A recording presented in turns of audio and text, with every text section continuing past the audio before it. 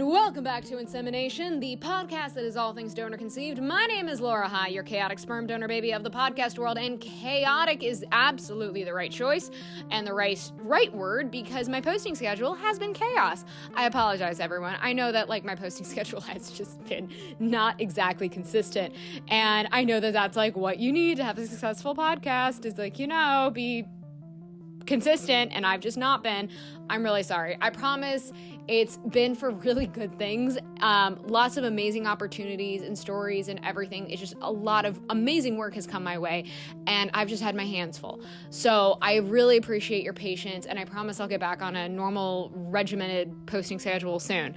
But in the meantime, I've got a great episode for you. Fantastic guest. We've got Kenzie, who is a family building coach and a licensed clinical social worker.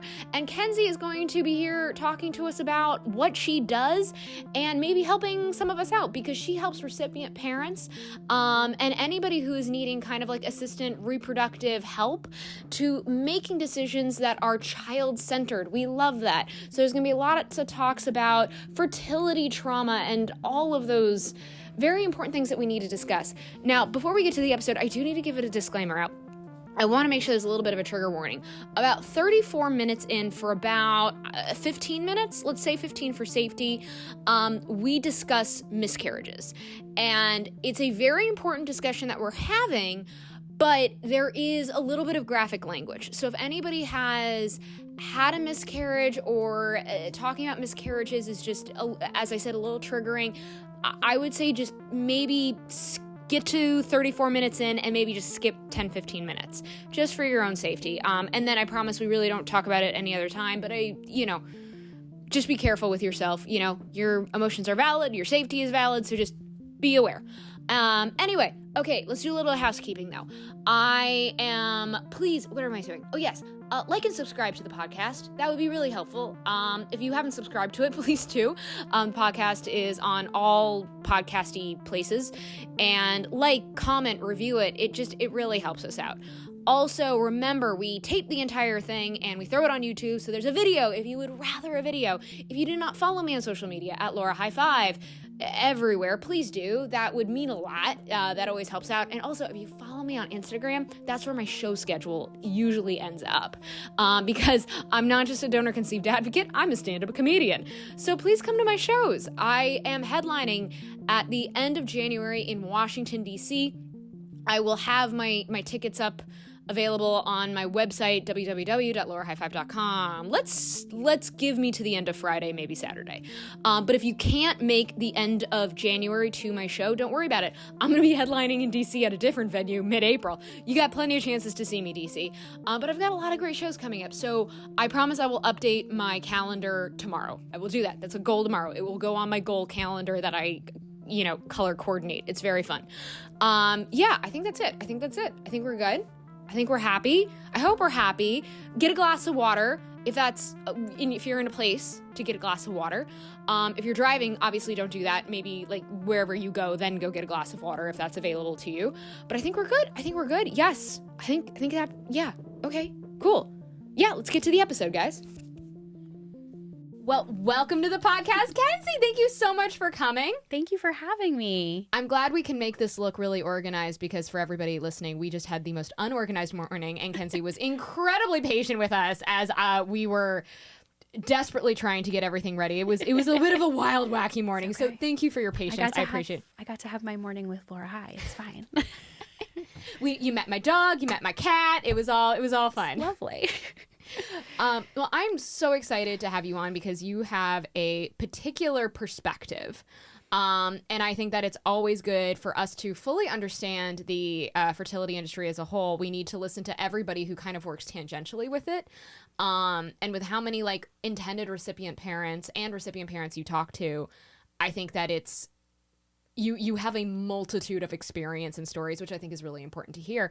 But I'd love to start from kind of the beginning of how you got into this business, what your training is in, just so everyone can, kind of get to know you. Sure. I'm a licensed clinical social worker out of New York, and I consider myself now a family building coach. I've acted as a therapist for years. And I started out really going into social work school thinking I would work in adoption. I did go on to work in adoption for a number of years in various stages, working with everybody in the adoption constellation and with many hats at a nonprofit. And while I was working there, mainly working with prospective adoptive parents who were in their weight and struggling through the weight while also struggling through their values and their ethics and their family and opinions of other people and all the heavy stuff that doesn't really get talked about, you know, in the hashtag adoption is love kind of world. So the idea of realizing like there's this whole there's this giant wall of like mold and mildew that we just sort of like put a curtain over, and we're just like, adoption is beautiful, everything's fine. Yes. And then, you know, working with people at various stages and ages and where it's like, so all this stuff adoptees have been saying is true. Imagine that. Imagine the people with the lived experience. That. And I was a therapist to adoptees as well as prior. I was helping adoptees and birth parents get their histories. And so, you know, with non-identifying information and, you know, people finding out that they were adopted at their parents' funerals and calling and me giving the information. Yeah. Oh. And me being like, so you're a birth mom and you're a birth dad and, you know, you're a grandma and all this stuff. And giving them this information and sort of walking them through the emotional side of getting a lot of information, a lot of unidentified information, helping people get on the registry and then being the one to call and say, hey, there's been a match to, you know, a sibling, a parent. And so I've just had a lot of interesting perspectives on top of mainly then working with prospective adoptive parents around navigating all of that. Okay. So you got kind of, so you unfortunately, I think sort of, edit that, Laura. So you kind of got really like sort of hit in the face of like, oh, this industry has some very serious problems. All of family building has very serious problems. Yeah. And that certainly, and I kind of knew that going into it. I'm an information seeker and I think families in general have a lot of problems. So what? Right? We're all in dynamics that are interesting. So I sort of knew it going into it, but like talking to a 90-year-old, like who's like, I just want to know the names of my biological parents. Like, and not being able to give it. Like it's, you know, like that's a hard place to be in. Yeah. And so in doing that and then talking to people in their weights and hearing about, you know, having 8 miscarriages, going through, you know, hundreds of thousands of dollars of IVF, gay couples who want kids and struggling with families who, you know, don't agree with that, single parents by choice who tried so hard like to get into this place and then are sitting here for years. All of that I had such compassion for it. And that's where I felt connected to the work was like people want to be parents and they are walking through a really complicated road if this isn't going to happen, big quotes around the word natural or unassisted. Yeah. You know, there's just so much to walk through and figure out and navigate, and it's not something you're brought up knowing unless you came out of that. It's very hidden. Yeah. It's very hidden on how this works. And it's tough because it's like I want anybody who wants to be a parent. I you know, obviously for, you know, who are, and this is a tough thing because obviously there are people who shouldn't be parents. Oh yeah, I'm with you. There shouldn't be parents. So, you know, I acknowledging that, but it's like, if you want to be a parent, I want you to have the chance to be a parent. Right. I think that that's a normal, natural urge, and it's in the same way that's normal and natural to not want to be a parent. For sure. And I totally get that, like, you know, that want and that desire, and like I'd love to make this happen. And so like I totally feel for those recipient parents. Me too. And you know, all of those parents. Right. And several of them were also going through donor conception at the same time and like trying to navigate multiple pathways and the multiple ethical challenges with multiple pathways and you know, going through that. And I loved doing the work, and I loved the deeply difficult conversations I was getting to have around like, how do we center a child in all of this? And like, you're making a decision right now that it feels temporary to you, but it's permanent for your child. So we need to really think about this future child who at this point does not exist. And you need to take into consideration, what is it going to be like to sit across from a 6-year-old or a 16-year-old or a 36-year-old and discuss the decision you're making right now, which you're saying it's no big deal. I'm going to love them enough to not care about that. That's powerful. So those were the conversations I was just loving. I need to take a second with that. The fact that you were putting into the words saying like, I need you to discuss the decisions that you are making right now with your future 36-year-old. Mm-hmm. Like, that's powerful. It Because goes beyond it. people just they're like, they just think about the baby. That's what I was going to say. Exactly. They think the baby is the finish line. Yeah. The baby is not the finish line. No. The baby is like the point where you stop and get a little water. But like you have to keep the marathon going. It's and now you have a kid with you.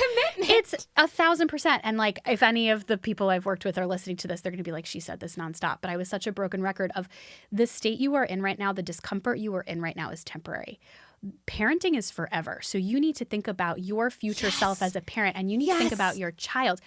That's it. And people would come back and be like, oh, this decision no longer feels so hard because it's clear that I can't do X or I have to do Y because my child deserves that. And when you try to remove some of that temporary discomfort, which is very, very real, and and the trauma, it's all real. But like when you think through, how am I going to sit down across from somebody with a full-blown identity, who's autonomy, everything, a full lived experience. If they say to me, you made an unethical decision and you knew you were doing it, how's that going to feel? What's that going to be like for your relationship? Yep. And so I found myself just having these conversations which were really not part of my job.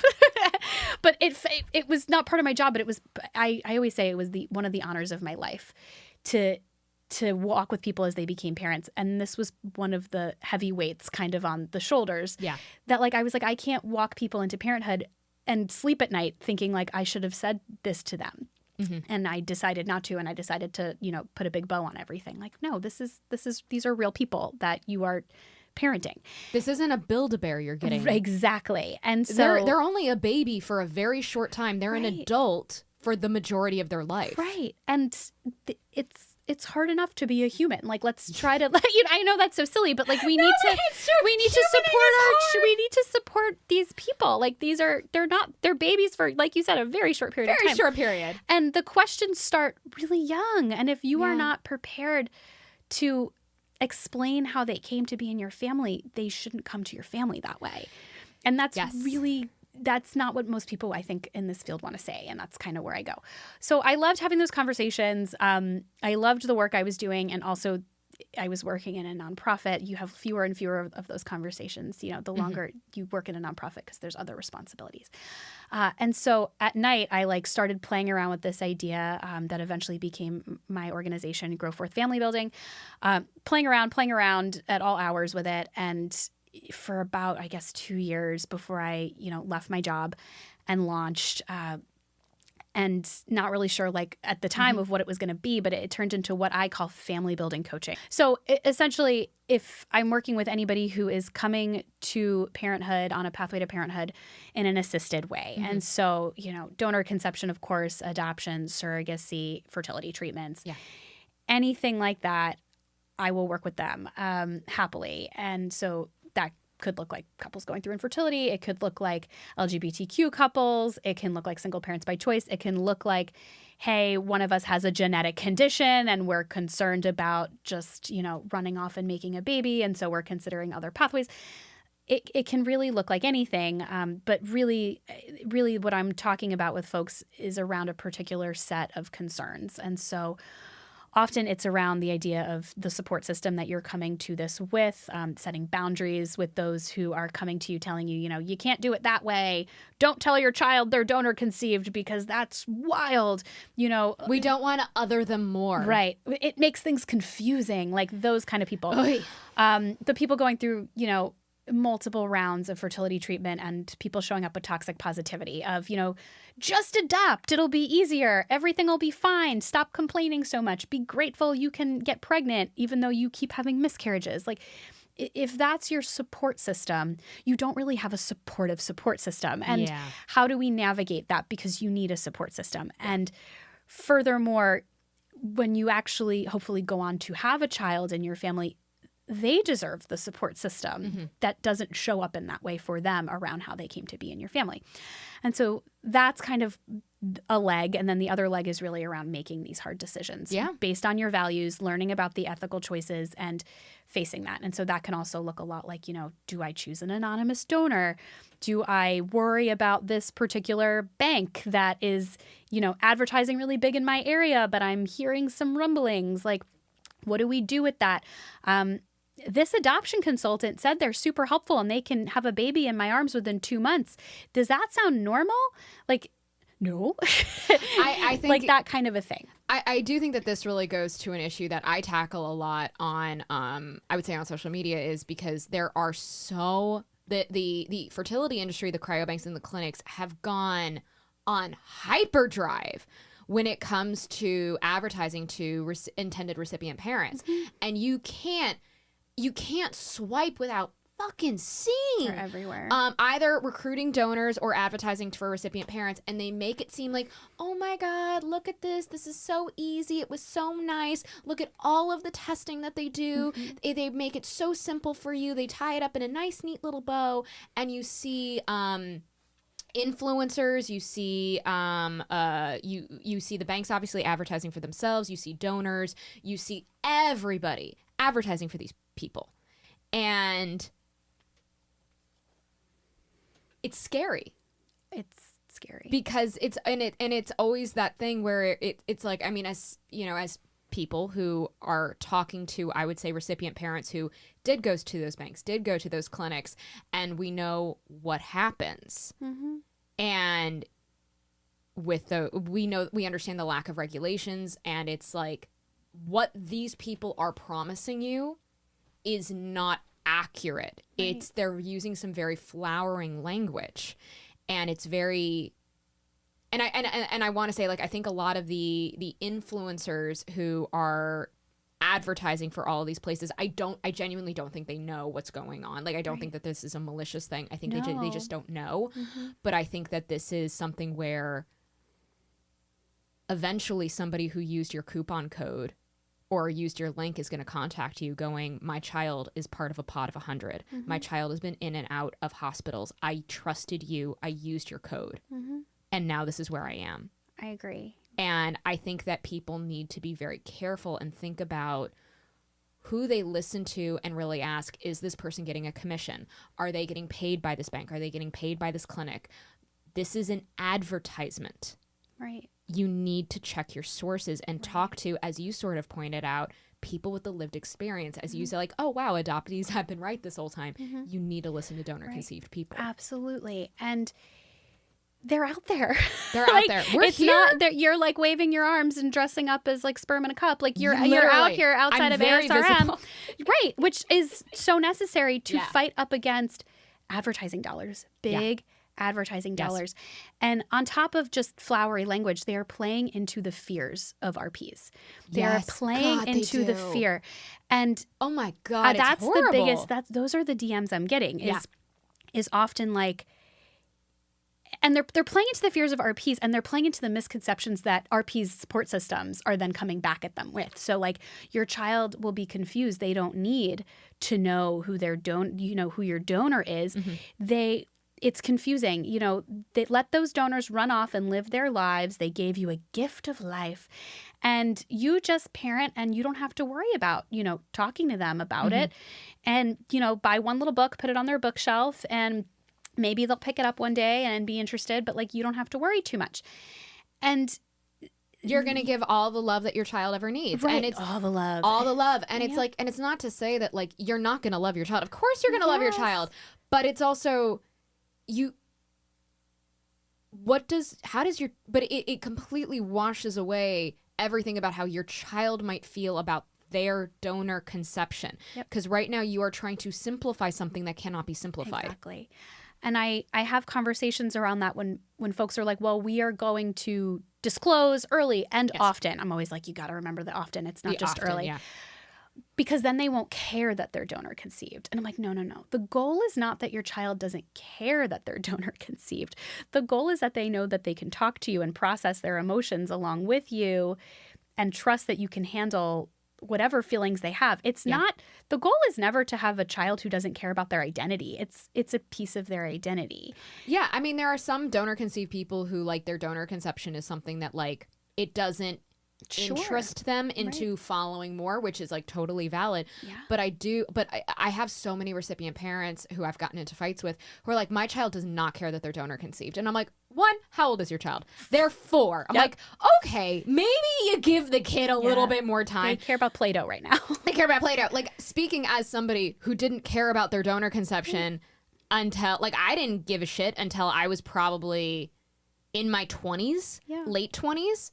And then I became, of course, hyperfixated when I turned 30. Mm-hmm. So it's like, guys, I didn't care. Right. I was fine with anonymous donation up until the age of 30. Yeah. People change their minds. Right. Make space for that. That's normal. Like we all change our minds about a lot of things. Like that's normal. As you should. Right. You shouldn't have the same views when you were 5. Right. Your like 5-year-old special interest is not going to be your, special interest later. So why should your feelings on your identity be the same? Like, to be fair, I still care about dinosaurs. I mean, they're really important. They're very important. Okay. All right. Anybody who grew up with like Land Before Time, I care about my dinosaurs. Okay. I really, really liked Land Before Time too. It is the best. But also really, really traumatizing. It is so traumatizing. I feel like all of those movies within that time, I was just like, oh, this is why we need so much like mental health right now, because I'm like, these goddamn movies. My personality has been compared to Ducky on multiple occasions, and I see Ducky in myself and Ducky, so I get it. I love Ducky's great. Ducky's really important. Ducky's amazing. But we should expect that identity changes, and it changes at different ages. And it also changes at different stages in your life. Plenty of people, they're like, they want to go have a kid, and suddenly they really care that they were donor conceived. Like, things, and then that care may shift over time. Yes. Like we need to expect that. And there's nothing wrong with never hitting a point where this really matters to you. And there's nothing wrong with hitting a point where it's always mattered to you. Like, but we need to make space, and we need to have our P's expect that your child's feelings on this are their feelings, and you cannot predict what that is going to look like. So you need to be prepared to support them in whatever that's going to look like. That's important. Well, and I get messages from, and we have donor conceived people within our groups who are like, my parents don't know yet that I know that I'm donor conceived. And I'm like, so for those recipient parents, your kids find us. They find out. Also, I get messages from donor conceived people who are like, I can't talk to my family about this. Yeah. They don't want to hear it. What can I do? I need community. I need support. How can I get them to listen? Or I just need to talk to people in my community because I can't talk to my parents. Yeah. And so those are conversations I have every fucking day. And then like I got a comment literally on a video that said, I'm donor conceived. I didn't know it was okay for me to want to find my donor. I've always wanted to know where I came from. Right. And that broke my heart. Right. Going like, oh my God, baby, of course you can, this is your donor conception. Absolutely. Who told you couldn't? Point me and I'll yell at them. Right. Who said that? But I think that so goes to like the crux of the issue, right? Because and back to like shaming banks and things like that around. Fuck you, banks. It's like, you're playing into this fear for RPs of like really your child is going to want to find their donor if they have access to their donor or they know about it. And your goal should be that they don't care about being donor conceived. And so then the messaging that this child gets, even if it's very covert messaging, like kids are smart. They know what makes their parents uncomfortable.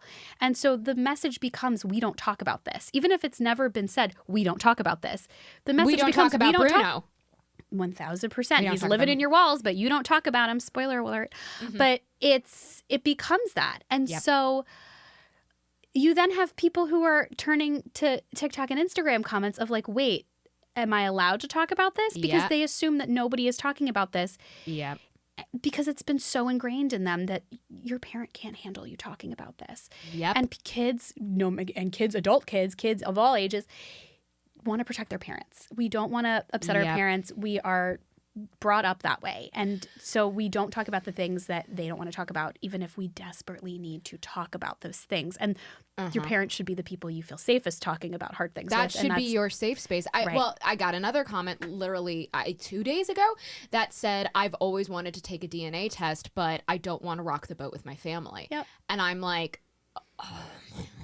And I messaged back and I was like, however, I'm like, look, taking the DNA test, that is a very personal decision. Yep. That is if you don't want to do that, if that does not interest you, that is okay. I fully support that. But that choice should come from you, not the influence of the people around you. Right. You did not choose to be donor conceived. The people around you, your parents, chose donor conception. Yep. And if they are shaming you to not talk about a decision that they made, that's not okay. Mm-hmm. This is your decision, baby. Like, this is you. It's your DNA. It's your DNA. Whatever you choose is good and it's okay, but make sure it comes from you and not your recipient parents. And it's always something when I talk to recipient parents, it's like with how also vocal donor conceived people are becoming now, so massively vocal. And it's picking up tremendously. I mean, this is a massive, giant snowball tumbling down the mountain. They're going to find us. Mm-hmm. And they're going to find us and realize, oh, those feelings that I've kept deep hidden within me, it is okay. And I have my community telling me it's okay that I can express this. Mm-hmm. They're going to find out. Right. They're going to hear, it's going to happen. And it also, when you say we don't talk about it, it's fine, or they don't feel anything about their donor conception, that's half of their DNA. You're putting a shame on half of your child's body. Absolutely. And how they came to be in your family. It's chose both. It's, are you ashamed of how they came to be in your family? And many people are like, no, I'm not. And it's like, but you have to think about how you feel. Really? And sorry, but really. But really, I'm a therapist. What's under the what's in the onion? But you have to think about that. But also the messages that you're sending. I've had people be like, well, they don't bring it up, so they don't care. And I'm like, yes. It's not their job to always bring it up. Parent. By not bringing it up, you are sending a message you may not be meaning to. No, totally. You may be totally fine if they bring it up, but they don't know you'll be totally fine. And so. And they're hyper aware. I knew I was very scared to bring up my questions. Mm-hmm. And this was something that I sort of had to process over time, was I never brought up these questions because I was so hyper scared that I'm like, oh my God, I'm going to hurt my dad. I'm going to hurt my mom. And now obviously as I got older, I've become quite vocal. I don't know if just a little bit. And in that process, my parents have become my two biggest cheerleaders. Right. But that was something I didn't feel comfortable with until I got way older to do that. Right. And it's something where it's recipient parents, you have to remind them that this is okay, because donor conceived people en masse are so hyper aware that I can't bring this up. Mm-hmm. Is this okay to bring up? I don't want to hurt my parents' feelings on this. And you have to go hey, or this is okay if you want to do this. Right. You have to do it. Just a little by the way. Yeah.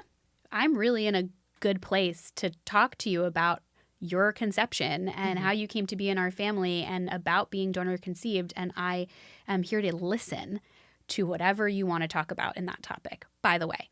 And it's not it doesn't need to be a what's the word? A big family intervention. It's just you're driving in the car. It needs to be normalized. By the way, and then you do it here and there. You bring it up again, even if they're nah, I don't want to talk about that. Okay, just so you know, we can always talk about it. We are, if you're a two-parent family, we are both fine with it. We both came to a real understanding around this before we did it. And your identity and your feelings on this subject matter to us. So we always want to hear it. And if they say no, great. But you've planted the seed of, okay, my parents can handle this. Yes.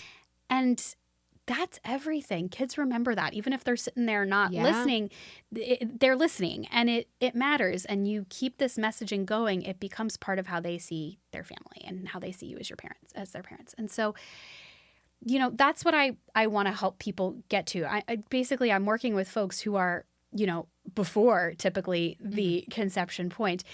And they're playing around with all these different pathways, or they're on a pathway, but they're not sure about it. And they're trying to figure out, how do I do this right is often the feeling. How do I do this right? And I'm like, I don't have a magic recipe, but I can tell you what I have found to be best practice from learning from experts. This is not a put yourself in your child's shoes and walk in those.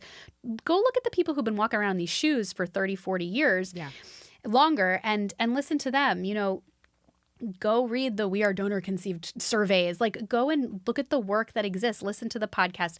Follow people. And if you start feeling uncomfortable by what DCPs are saying, you need to sit on that. Like, that's what you need to be looking at. But what you don't need to be looking at is what the cryobanks are saying donor conception is for your child. Like, that's not the information that's going to help you raise your child. That's not the banks that are making millions of dollars. Maybe they might not be saying something that is actually good for you, but good for their bottom line. Imagine that, right? The people who have egg donors dancing around with Prada bags on TikTok, like, maybe they're not the ones to give you advice on how to raise a DCP. And so they're not the ones to give you the language of, like, dibblings are so cute. Like, no, we need to, I love the eye roll. Thank you. It's just like, but like, we need to be seeking the information that makes us uncomfortable. Even for the people who are not watching the podcast, you could hear my eye roll at that. Yeah. You could hear it. You could hear it. There's so much information and if you look for it, but what you will find may make you uncomfortable. Yeah. And you need to go into it going, I might be uncomfortable with what I find here. And that's okay. Sit in the uncomfortable. I promise it'll be okay. It's going to be okay. You can handle the uncomfortable. And if you feel like you can't handle the uncomfortable, there are people like me, like others, who can help you process the uncomfortable. Yeah. It doesn't mean we turn off our phones and go back to looking at like cute animals all the time. Like we need to sit with, this is a huge decision. And so that's kind of really where I come in of like, I'm really a believer of if we can support folks before they make these decisions, or at least early on in their decision. Education is everything. It's everything. And you will be a better parent to your child for it. And you will feel better because I do believe that a lot of the recipient parents that I talk to who are like, I'm really scared because I'm going to be the non-biological parent. I'm really scared that my child's going to look at me differently. And I talk to them a lot and I'm like, one, you don't want to live in that fucking fear your entire life. Right. I'm like, you don't want to do that. And it's like, and what I tell them, I'm like, you have to trust yourself as a parent. Children are smart. They know who's picking them up from school. They know who's driving them to soccer practice. They know who's making the cupcakes for their birthday party. Yeah. They know that. Right. And if you're there putting in the time, putting in the emotional energy, making that safe space and being a good parent, you have nothing to worry about. Trust that you love your child and trust that you are actively loving it, loving that child. And it's, and I've said this so many times, but it's like, as somebody whose dad is like, I'm not biologically related to, I'm like, there's never been a time in my life where I've never looked at my dad as not my dad. And I've gotten into some screaming matches with my father, and him and I have had we've had some rough patches here and there, not because of the donor conception, but it's like never in my life ever have I ever looked at my dad and been like, you're not my real dad. Never even crossed my mind. Yeah. And so trust your kid and trust your parenting. And like this is work that everyone can be actively doing along the way. And I always am off of like, there are no perfect parents, right? No. Like, and I think the bar, all parents screw up. It's like what you're supposed to do. And we are all learning and growing, and you don't have experience until you have experience. But like actively working toward doing this the best you can and putting your child's needs above your vulnerabilities is so important. Like this, putting your child's needs before your own fears. Yeah. Well, that's like, I ask people, I'm like, what is your secret fear here? Because everybody's got one. Yeah. And around family building, like, what are you afraid is going to happen? And like, it's like you said, it's often like they're going to get mad at me and say I'm not their real, mom, real dad. And it's like, okay, so let's walk on down that road. Like, your teenager acts like a teenager and they say they hit the button that hurts you. Like, what are we going to do? Because you got to parent through that. Like, that's still parenting, and we got to parent through it. And so teenagers are dicks. Like, I was horrible. Teenagers are awful. Like, they're going to throw stones no matter what, and that's a stone they're going to throw at you. Right. And like, processing your way through that beforehand can only help you and help them. Yeah. And everybody's got fears. There is room for every emotion, I'm constantly screaming on Instagram, your emotions are valid, whatever they are valid. And people telling you not to feel them, they're wrong. Because I'm a therapist and people come to me and they're like, I feel bad that I feel guilty about a baby announcement. And I'm like, nah, girl, like your feelings are real valid right now. But it's emotions are valid. Your emotions are valid. Your child's emotions are valid. And we need to make room for all of it. And it's your job to support your child in their emotions. That's weird. I don't get weird. I don't know. That's so weird. What's weird? Making space for all emotions. Space for emotions. I'm so weird. What are we doing here? What are we doing? That's so different than what the multi-billion-dollar industry says. I just don't understand. They're like, everything will be fine and happy and jolly, and you have a baby who looks like, you both, and you're fine. I mean, not to mention, I've the recipient parents who have a donor-conceived child, and lo and behold, genetics kick in for some fun, and the child looks more like the donor. Mm-hmm. And that brings in, I'm like, you recipient parents, like, you're not ready for that whole batch of trauma. Now, are you? Because that happens all the fucking time. Yep. We need to be making informed decisions. And so when I'm talking to folks about decisions, it's just, I am here to help you make an informed one. If you are looking at all these pathways and you're like, none of this feels great, there's a reason. And we need to make informed decisions about that. Like, this is not a one size fits all. And there is so much behind the curtain. You know what I mean? There's so much. The Wizard of Oz is back there. Oh, yeah. I mean, when we talk about peeling the curtain back of the fertility industry, the chaos that is there, and that's what I've been actively trying to do is like pull that curtain back and go like, guys, like this is what, and kind of like my new metaphor that I've been sort of working with is the fertility industry on how they currently stand is they put all the recipient parents, the donors, and donor conceived people on a roulette wheel. And you might get lucky. Everything might just literally work out and it's fine. Mm-hmm. You also may experience horrific tragedy due to the fertility industry's negligence or malevolence. Mm-hmm. You don't know where you're going to goddamn land. Mm-hmm. We have to stop the roulette wheel. No one should be on a roulette wheel. No. We need good ethical regulations. We need this to be child-centered. No one deserves to be on the fucking roulette wheel. No, especially kids. Like especially kids. The kids. They didn't choose this method. Everybody else was an adult who had the ability to go and seek more information here. Like, we need to put a child at the center. Well, what I would love to ask you, and obviously I want to be sensitive to private information, but I would love to hear some of the stories that like you went through with some of your recipient parents, kind of dealing with the banks and the clinics, just to give people a little bit more of like, in case we have recipient parents or intended recipient parents going like, oh my God, I'm experiencing that too. Yeah. So I'd rather not talk about like clients, but I'm happy to talk about DMs if that's okay. And brief things like that. I don't want to like. Yeah. People won't want to talk to me. No, of course. But like, I've had just DMs and lengthy conversations. It sounds like you do, where you have like an ongoing relationship with somebody you just become, completely just adore and who's in your DMs. Oh yeah, no, I now there's some recipient parents that I'm DMing almost every single day, catching, like, making sure, like, how are you guys doing? Are you all right? Do you have the resources? How's it going? Yep. Like, yeah, no. It's Can I get a baby picture? Yeah, no, we've developed full on relationships now. Yeah.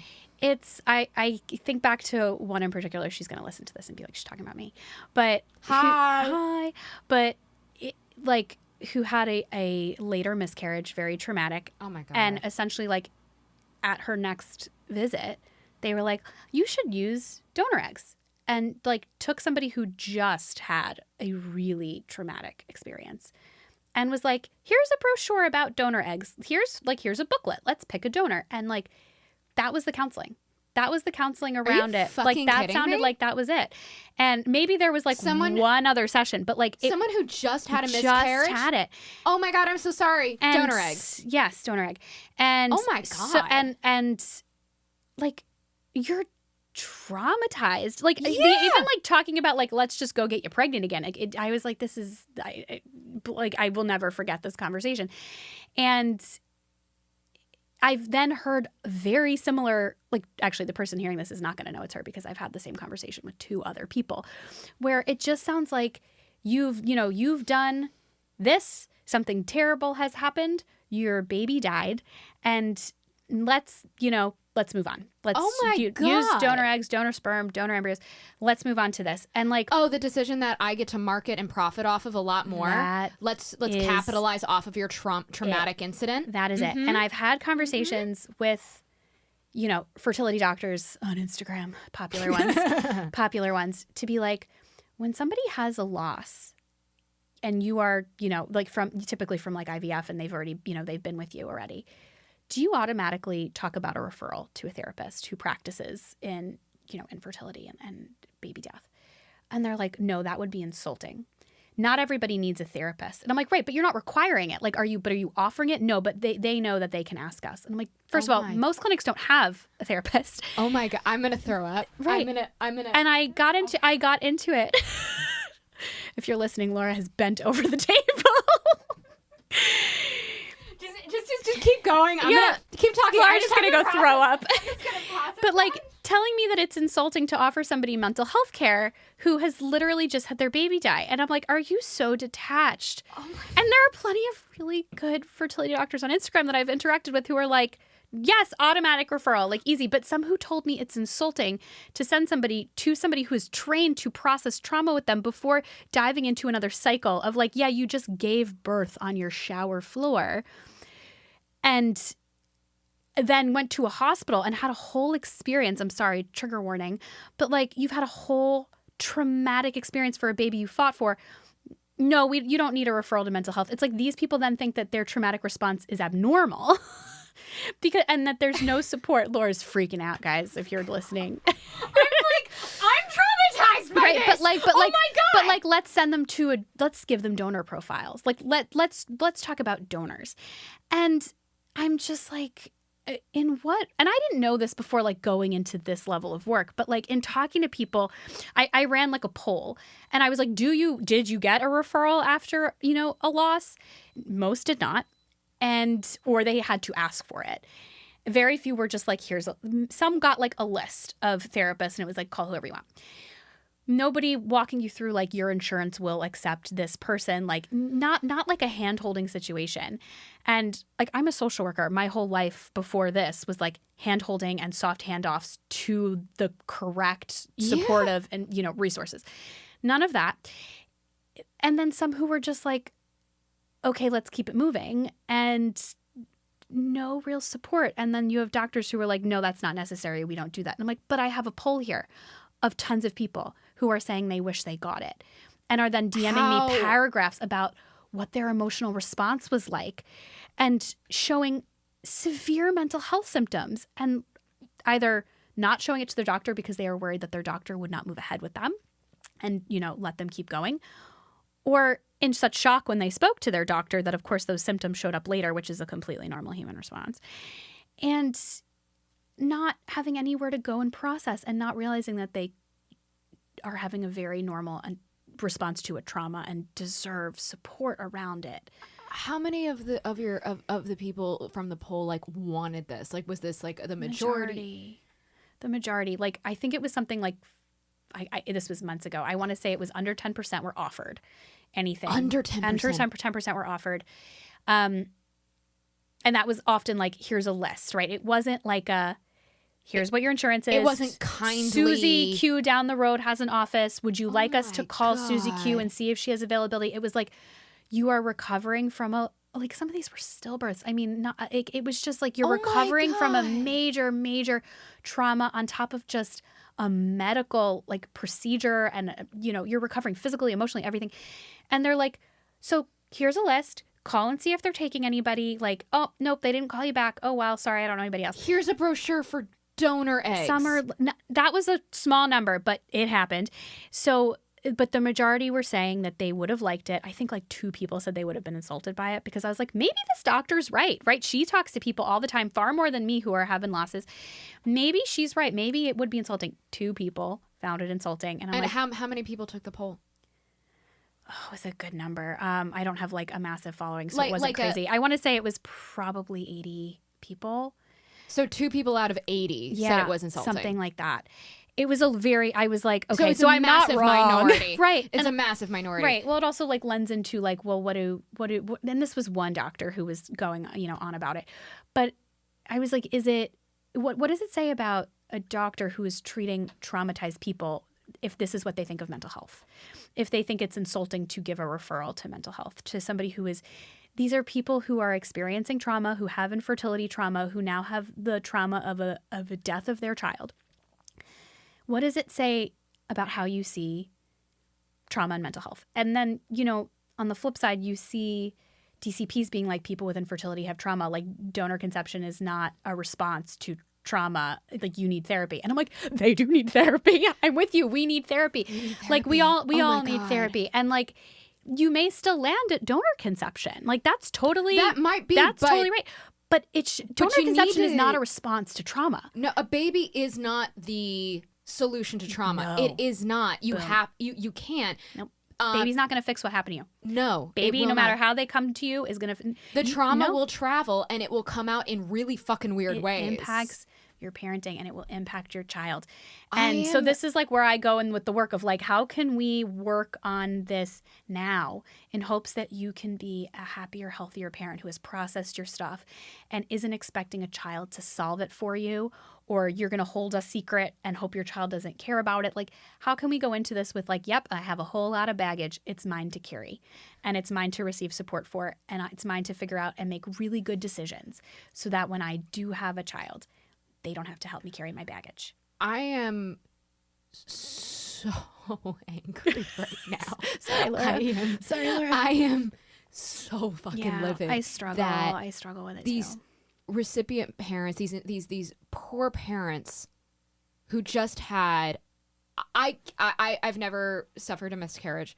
I cannot begin to imagine going through, as you said, like a stillbirth as well. And then the doctor, the person that they are trusting their life, their future child's life with, treats them with such callousness. Yeah. And the fact that even if it is not as many, but the fact that any of these parents would be shoved in their face donor eggs, donor sperm, is so unconscionable to me. Yeah. The lack of humanity, empathy, and compassion. And it's like, okay, next move, money. This is, I am so sorry for any parent who's had to go through. I'm so sorry. I am so sorry. Yeah. That was wrong. You should have never been treated that way.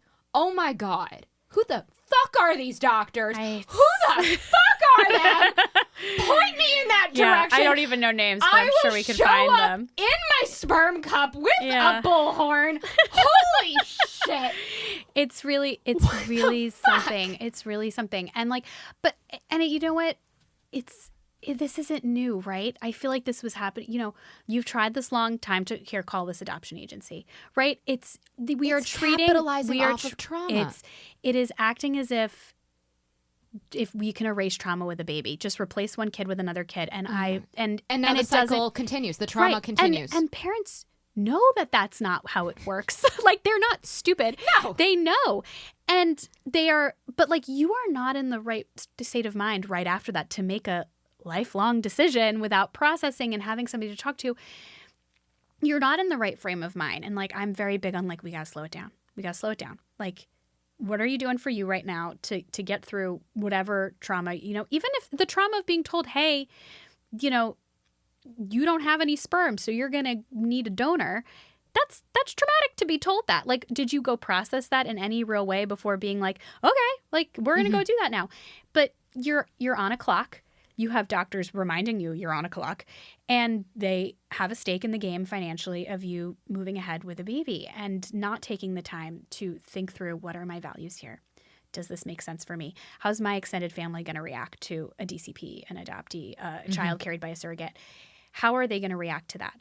You know, because a lot of the families do treat the donor-conceived child, the adoptee, child carried by surrogate. They treat that kid differently, or they at least actively see it, actively, or they see it differently, or they're shaming parents for making that decision, and which adds layers pressure to keep things secret. Like, there's so much at play here, and so Well, I mean, I have aunts and uncles who are like, my sister has a donor-conceived child, and she swore all of us to secrecy. This feels really wrong. We don't know what to do. Mm-hmm. And I remember, like, some of them have messaged me going, like, the child is experiencing massive depression. I have depression. And the parent is just like scoffing it off. This is a genetic thing, right? Is it, no, oh shit, I totally screwed that one up. I apologize. So like I have had DM conversations where the aunt has been like, this was my egg. Oh, I apologize. Okay, understood. This was my egg. I gave my egg to my sister. My sister had the child, and there's a reason ASRM is yeah talks about not maybe doing that, but okay. And says don't. And said, and the mom, and we as donor conceived advocates do really love this method because it keeps it within the family, the medical history, everything's the same, but you need open disclosure. Yeah, you need open disclosure if you're going to do this. The recipient mom was like, no one tell the child, no one tell the child. And so this aunt is watching her biological child, her niece, grow up, and she's like, she's just like me. She looks just like me. She acts just like me. And she's like, she's going through depression, which I went through at that age, and the mom is just scoffing it off, throwing it under the rug. And it's like, this child, it's like, I went through that. I need to, like, can I please reach out and like help? Can we talk? Can we discuss this as a family? Yeah. And I've had a lot of like family members talk about it that way, and it's like discuss. And or I've had aunts and uncles or cousins going, we all know this kid is donor conceived, but they swore all of us to secrecy. Right. We don't know what to do. Yep. Should I gift this kid a ancestry kit for Christmas? Can you imagine? The bomb. Well, that's actually, the uncle and aunt we all need in our lives. That's happened a lot. They gift it. Oh yeah, I've actually one of the red flags that I tell donor conceived people or people who don't know they're donor conceived, I'm like, if your family, your extended family, keeps like going like, oh my God, we should all get like a 23andMe together. Wouldn't that be fun?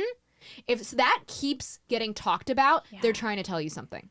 They're fucking trying to tell you something in a safe way. Or if they're telling you to not DNA test. Or if they're telling you that actively. I've seen too. I got nervous with me. My mom kept telling me not to do a DNA test, and I was like, why don't you want me to do a DNA test? Have you done a DNA test? Yeah, I did. Okay. I'm not donor conceived. But there was nothing all that exciting there. But she's like, was just concerned about, safety and privacy, which like, cool. But I had a moment, I was like, do you know the work I do? Do you know the work? But you're looking like some other people who don't want their kids to be DNA tested because something is going on there. But that's also the other red flag I tell people. I'm like, if you for whatever reason think you're donor conceived, I'm like, just casually bring it up in front of your parents, saying like, oh my God, wouldn't it be fun if we did Ancestry or 23andMe? Wouldn't it be fun to do a genealogy thing? And if your parents are like, no, you don't need to do that. Why would we do that? Mm-hmm. That could be a red flag. It's not always, because some people are just actively against the idea of doing a DNA test. But I'm like, but we have watched that be a very, a massive pattern. Yeah. But also some weird reason, a lot of parents like don't think anything's going to pop up. And they're like, yeah, sure, yeah, take a DNA test. But they don't think like donor conception will be very clear from a DNA test? No, I think so many parents have repressed the idea, and they're just like, no, it won't. Nothing will pop up. Nothing will pop up. Your DNA changed back to the parent who raised you. Some recipient parents really feel that way. Like epigenetic-wise kind of thing? Exactly. Okay. I was like, how do we believe this? Because the fertility industry has taken what epigenetics is and has turned this into... so what they have said is like what they tell a lot of recipient parents who are carrying an egg that is not biologically theirs. They go like, well, because epigenetics, you're the child's going to absorb some of your DNA as well. And the recipient parent takes that and goes, oh, I'm essentially a genetic parent. And they reimagine it in their mind. Our brains are amazing. Our brains are amazing. And then we as donor conceived advocates have to say, that's not how it works. I'm real, and it's like, and you can tell they're really holding on to this. Yep. They're really holding on to this one, and we have to go like, no, that's not how it works. You're not a biological parent. I'm sorry. Go ahead. No, if you did like a paternity test, right? It's not you, hun. It's not gonna be you. And I'm so sorry. Yep. That's not how it's gonna work. I got this. I do like anonymous questions, and that's where I get some fun questions. And I got this great anonymous question I have to figure out my answer to, but they were like, how is it that RPs push epigenetics on donor conceived people, but if they're an intended parent through surrogacy, they're completely against the idea of epigenetics. Ooh. And I was like, I need to sit on this. Ooh. I need to sit on this because they were like, they basically said like, how do people do the mental gymnastics it takes to be like, but if they're in a surrogate, there are no epigenetics. But if they're in me, then there are. And I'm like, this is the work, right? Like this is the work. Oh, I hadn't put that thought exercise, but you're totally right. That's absolutely what happens. This is the work we need to do. Do you need help finding your biological parents? Whether you're donor conceived, adopted, or an NPE, please contact DNA Angels. DNA Angels is a nonprofit team of genetic genealogists that help you identify your biological parents. And this group is run by donor-conceived people, adoptees, and NPEs, so they will emotionally have your back during this process. DNA Angels has identified almost 5,000 biological parents since 2019 using test results from Ancestry DNA. And they are a nonprofit because they believe that your financial situation should not stop you from identifying your family. If you are searching to identify and possibly connect with your biological donor or missing parent, please reach out to DNANGELS.org. Must be at least 14 to apply, have tested at Ancestry, and presumed parents born in the United States of America. Just super interesting stuff with that. Yo. And I know I've like been sitting on this anonymous question. If you're listening to this, I promise one day I will answer your anonymous question. I've been sitting on it for like 3 days and I'm just like, I am gonna upset a lot of people. The cognitive no matter dissonance. what I say. Exactly. It's we cannot accept what is that uncomfortable to us. Yep. But this flies right in your face, and it's in the same category. You know, we're not like comparing you to like a rat in a lab test. Like this is, y'all are family building. You are taking a pathway. Like this is important to think about. Because it's epigenetics is epigenetics, and if you expecting more or less from epigenetics, you got to give it the credit it's due and not more. And what I always tell parents, I'm like, you carried the child. Right. Do you know how amazing that is? Yep. But like that should be enough. Like carrying the child, you grew the baby. Yeah. Like that, you birthed the baby. Like that alone is huge. That alone is incredible. That alone, I'm like, you don't need to make it more.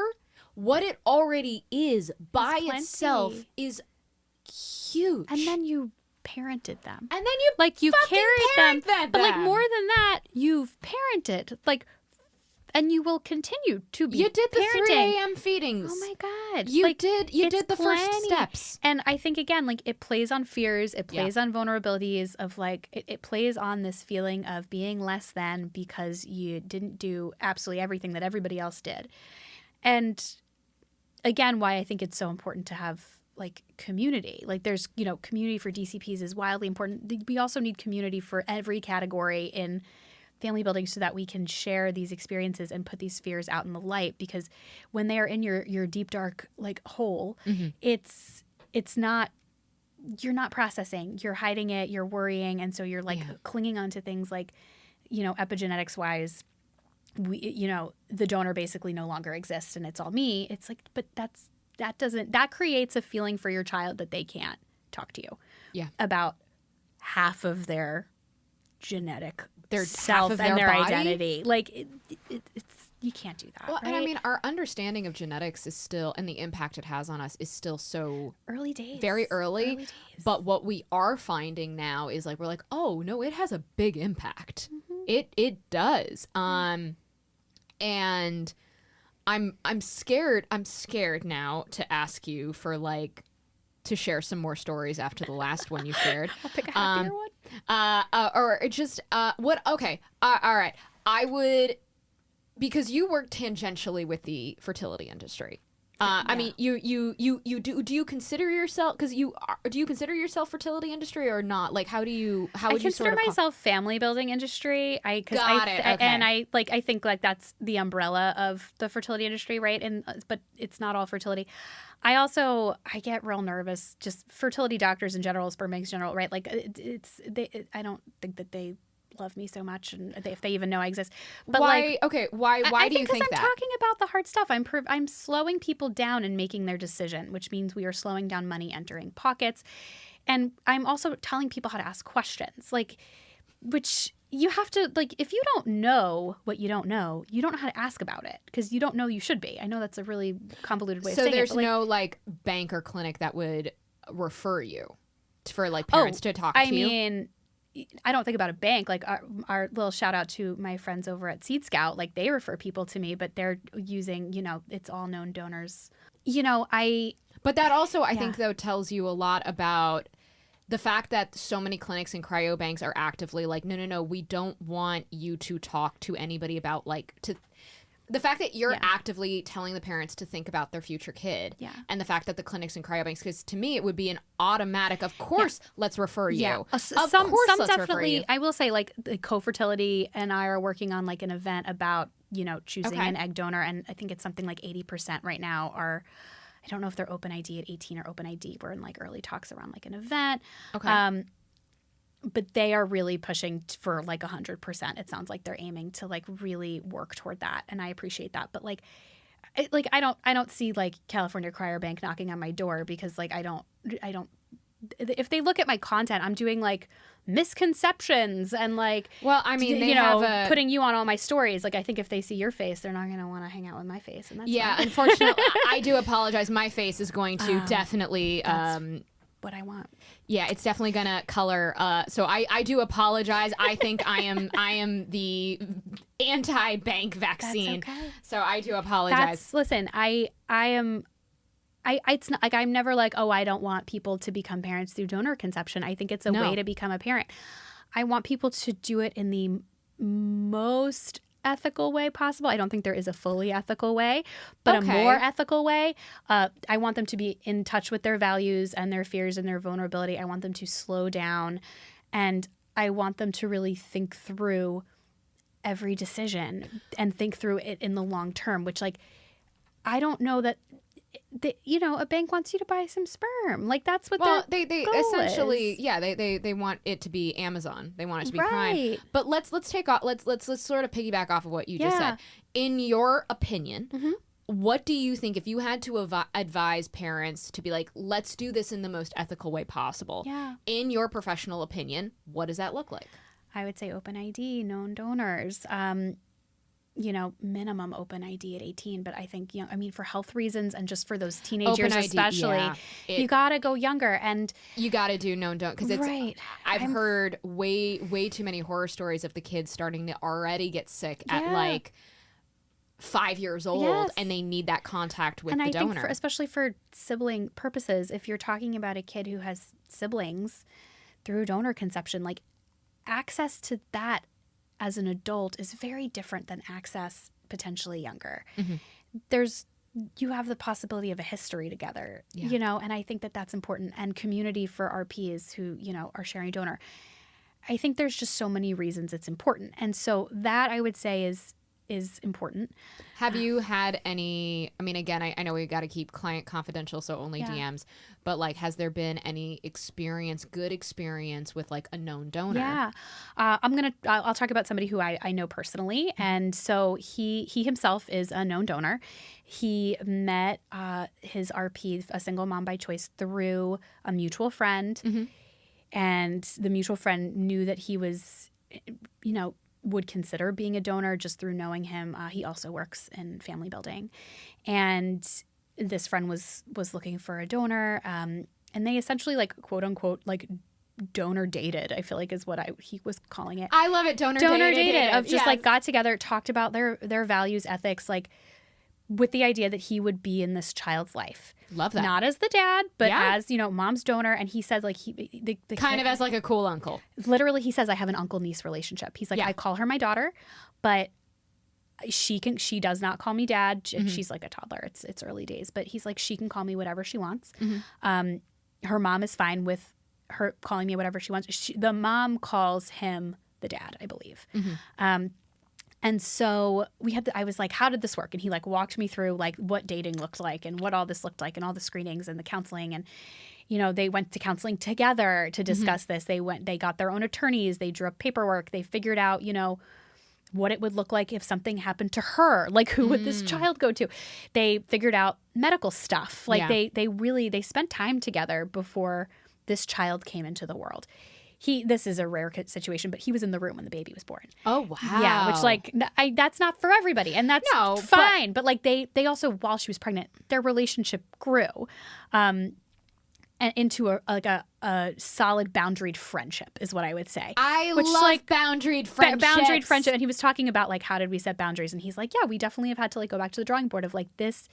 I don't want to get too involved in your life because it could get confusing. Yeah. I don't want to You're not a raising parent. No. And not like it'll get too confusing for the child. Like I think he was like, whatever she grows up with, she's going to feel is probably okay. He's like, I don't want it to get too confusing for us. Yeah, like, absolutely. If I meet all your family and then I have an argument with somebody, like it changes our dynamics. So like we got to think about the child first and foremost. How would any problems affect her? And so I'm sitting there like nodding my head off like a bobblehead.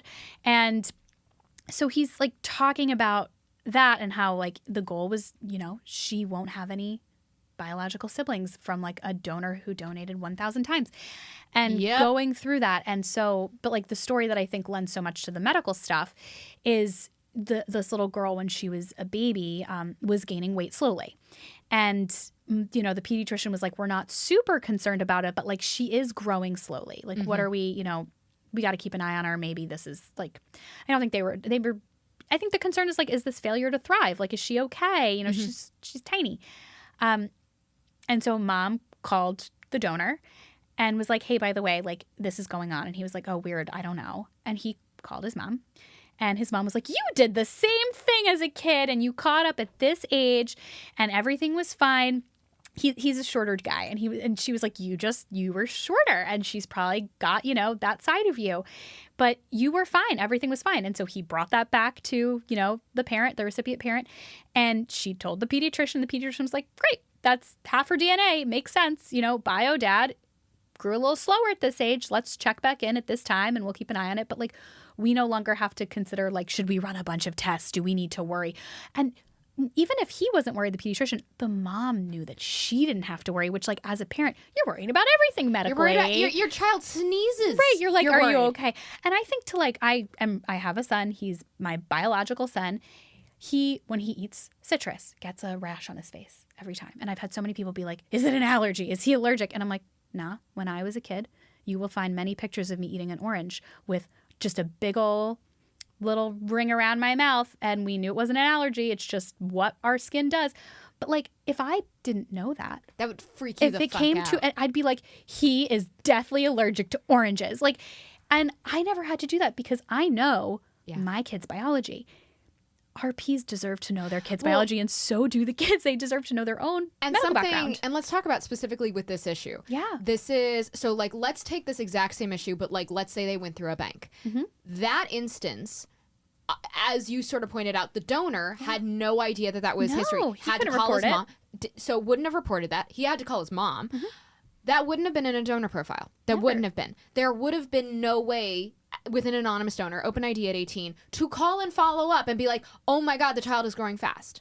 So what would have potentially... Growing slow. Sorry, what did I say? You said growing fast, which would have been really tall. Really tall. Sorry, my bad. But, growing slow. So then you might have the mom now be terrified for months. Or maybe the doctor... This would have worried the doctor, and now we're putting the baby through an insane amount of testing. Right. That could be painful, could be awful, could be unneeded, is going to cost a shitload of money, expensive, is going to rise anxiety, up insurance, everything. And you've now created, and there's no genetic testing for that. That's not going to show up on a carrier panel.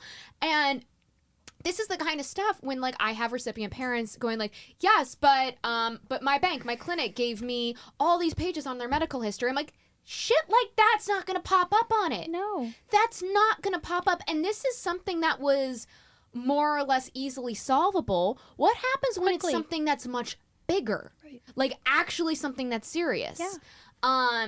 That is detrimental. Right. This is the kind of stuff where I'm like, you get yourself in some massive trouble when you don't have the ID. Right. And even and this was when it was a baby. Yeah. Baby. Yep. So open ID at 18. Right. Wouldn't have mattered at that point, you would have known through worrying, but like it's like these kinds of things are the problems that happen all the fucking time. And you are going, and then you go to the donor profile, you bring the medical history into the parent, and you're like, this isn't in the medical history, oh my God, whatsoever. Right. And this is where the problems start to arise. Yep. And it's and this is where I get into just like mental fistfights with the cryobanks and the clinics going, you are making it solve, like you're handing them this nice little complete package and you're sending them out into the world completely unarmed with nothing. Like what you, and then not to mention also on top of which the medical history is completely self-reported.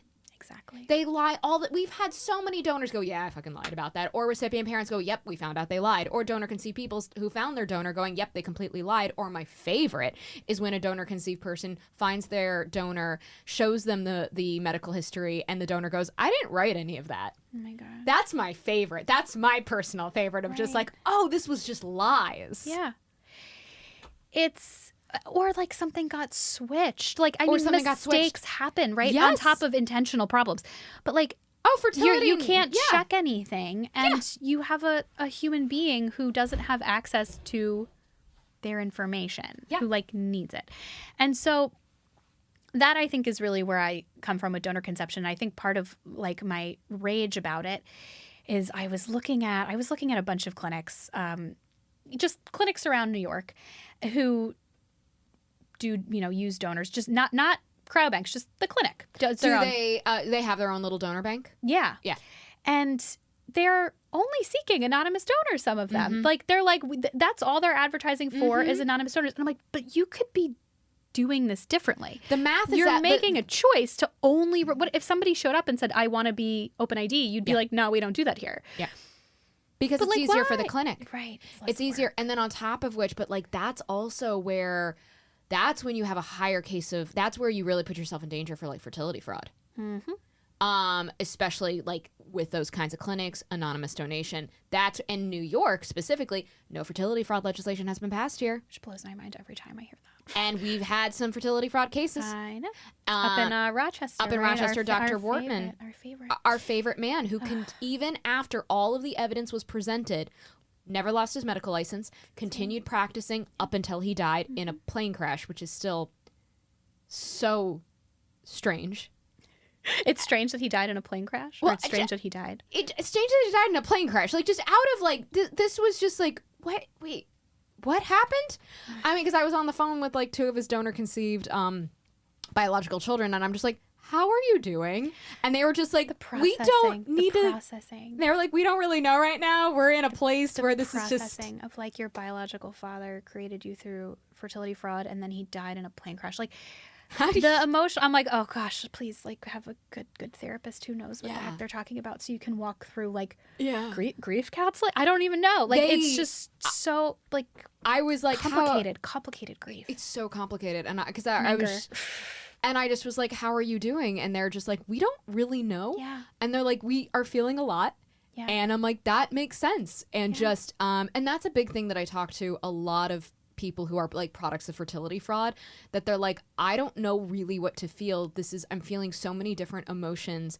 It's so complicated. And I'm like, yeah, y'all are kind of, you're making the pathway through this. There's no rule book for this. No. It's all being designed by you. But specifically, but a clinic now where it is, and a clinic, and I would say I would be the most concerned about fertility fraud in that kind of situation, where it is a specific clinic that has their own little bank. The doctors are the ones then and it's all only anonymous donors. In a state like New York where fertility fraud legislation hasn't passed, like that would make me very concerned. I would be very, very concerned. I also, as much as like I am all for the legislation doesn't stop people like this. Like you punish them, but is it going to stop somebody who thinks that this is a great idea? I think it will. Because you are right. I mean, like, look, rapists are going to. To me, this is rape. Like, I think it's medical rape. Like, it's rape. I don't. People who are like, aren't you happy you were even born? It's like, people who have that kind of problem are. I do believe that it's like, at least passing the legislation is one. I do think it is going to deter people because all these doctors, because we've now caught 70 doctors in the United States who have committed fertility fraud. I just saw that stat and I was like, and only at my least eyeballs popped out. as of early this year, it was only 17% of the United States population has taken a commercial DNA test. Yeah. I'm sure it's gone up at this point, but I don't know Friday what it is. just passed. That number's about to tick up in the it's next about couple to. weeks. I'm sure I wouldn't be surprised if it's more like 20, 21, 22 at this point. Yeah. But so we've already got 70 doctors, only at 17%. Yeah. That's insane to me.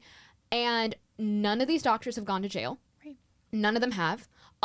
We've had many of them continue practicing medicine. A lot of them were already retired. Right. Many of the cases also ended in NDAs, so we're just like not exactly sure what happened. Yeah. But it's like, but essentially, the doctors and the fertility industry got to watch, I would say, the majority of the doctors completely walk away almost unscathed. Maybe they had a slap on the wrist, like what Dr. Klein experienced. Mm-hmm. It was a slap on the wrist. Very little has actually happened. Very little justice has actually happened. Wild. And so you have all these doctors watching like, oh shit, I can get fucking away with this. Which is why I do think we need the legislation to pass to agree. At least hopefully deter Yeah. and go like, if you're caught, and this is why the fertility fraud federal legislation, because it criminalizes it. So these doctors would be going, this is criminalized. They would go to jail now. So that is why I think, no, we need a massive deterrent. Oh yeah. I mean, I agree. Like we need legislation around a lot of things in donor conception that we don't have. I hope it does deter. Is really what I also wonder though how much is currently being deterred by commercial DNA tests, because a lot of the times when these guys were doing this, they didn't think they'd ever be caught. They thought they were doing some service, and in a ridiculous, gross, godlike way. And well, okay. So here's the thing. Don't mean to interrupt you, but no, please. So here's the problems with that and why I don't think it is deterring people. No, okay. There are cryobanks and clinics that have made their recipient parents sign a contract saying you'll never let your child get a DNA test. But you can't make your adult child. But yeah, I know. But it's freaking parents out enough. I know. And it is. And some of them have even been like lightly threatened with it. So this is like, I've seen those emails. Oh, I believe you. It's just like my eyes can't roll any further back in my head. And there are still I have to track it down, but there's a clinic that is still, I didn't think that, because we know that this existed in the 80s, but it still apparently exists now, where there is a clinic still making parents sign contracts saying you'll never tell your child that they're donor conceived, which I thought was something that like was gone now, that that whole contract was gone. No, apparently there's at least one clinic. Right, but they're not the only one doing it. No. So with all of that information, that to me says, oh, fertility fraud is 100% still happening. It is absolutely still happening. They're just making it, they're at least slowing down the process, so the statute of limitation is up. Well, right now there's no statute of limitation because there's not a lot. Well, in some states there's. In some states there's a statute of limitation, but that's the biggest. That's one of the biggest hurdles with fertility fraud of why it's so hard to prosecute, is because fertility fraud versus any other medical fraud is if you had surgery and they left a tool in you, you're going to figure that out really fast. Oh yeah. Fertility fraud, you might not find that out for 40 years. Right. It's a completely different. What is the statute of limitation on some of this legislation? Do you know? With the fertility fraud, the federal fertility fraud legislation, which has not yet been passed. Which is not yet. It is a 10-year statute of limitation that would go in. The 10 years would start once you found out you're a product of fertility fraud. Yes. 10 years. Some of the issues with some of the states where we have passed fertility fraud legislation, the statute of limitation is only a year. Right. From the time it occurred. From the time that you find out. Oh, from the time you find out. So you got to get your ass in gear in 1 year. Right. And that's not enough time. You're busy processing and like losing your mind for a little bit to like go find a lawyer. And on top of which, building a fertility fraud case is you need more than a year. You need to figure out a pattern. How many times have they done that? That could take years to build. Right. So giving yourself that 10-year statute of limitation is huge. You can build a case. Yeah. You can be like, he did this once, 10 times, 100 times, 200 times. You can actually build the case. Right, you have some time. So that's why the statute of limitation is very important, that we make that federal. So it's not because right now all the states have different statutes. So again, I do think the DNA testing that is available now is definitely scaring some people, but it is still happening. It might be happening less. Yeah. I bet it. I would say, in my personal opinion, I think it's less, but this is something that shouldn't even be happening once. It's wild. It's wild. That it occurs at all. And we need to be protecting recipient parents and donor-conceived people. And we need to be protecting parents who are doing IVF, because this also absolutely affects parents with IVF. Right. Even if, let's just say it doesn't happen anymore, which, like, I'm with you. I think it absolutely is happening. Do we not still want to put something on the books to make sure it doesn't you know what I'm saying? Like, you're protecting people who are paying for ASRM memberships, and you're protecting the doctors that are part of ASRM. You are 100%. Like, that's who you're protecting. You're not the DCPs aren't part of ASRM. The RPs are not part of ASRM. No. The people going through IVF are not part of it. You're protecting your own people. Yeah. And your people sitting on ASRM are doctors. Yeah. Like, they're fertility doctors. So what, like... Well, and on top of which, like, there are so many more doctors we know we haven't caught yet. Of course. We know that there's more, and they are being protected. Because, like, at least certainly when I was made, it was very normal for, like, doctors to be donating for each other. That's what happened to me. My parents' doctor called up their friend, was like, yo, can you slip us a sample? And it was very, very normal. And fertility fraud was, like, very, unfortunately, it was done a lot. Yeah. It was done so much. Yeah. And I've spoken to other DCPs with, like, similar and some very bizarre tales with fertility fraud, where I'm like, how is this even, like, existing in this reality that we are all existing in? Like, this, it's just some weird It's a weird dystopian universe. So Handmaid's Tale. It is, and it's also, like, why, as an industry who is actively trying to sell themselves as, like, oh my gosh, get your baby, blah blah, like, they're actively taking advantage of the queer community, who would be 60% of their revenue is the queer community, who is a marginalized community. They are taking advantage of single by choice, and they're taking advantage of couples who are going through infertility. So it's like you're taking advantage of a marginalized group and two groups, and I would say single by choice parents would be, I would consider them to be in a marginalized group. The judgment that falls down on single parents by choice, I would call them marginalized. I would call them, and then couples who are going through infertility, I'm like, so a couple who's, like, fucking traumatized. Literally walking through, like, I think one of the most painful human experiences that exists. And you're selling yourself as, like, oh my God, we'll help you, babies. We will help you. Yeah. And then you're not willing to put in the most basic of basic protections to make sure that none of these three groups that are marginalized and traumatized get fucking medically raped. Yeah. Are you shitting me? It's really something. I still, like, I know that, like, we've gone off into, like, 10,000 different directions, and I'm trying to, like, reel it back now.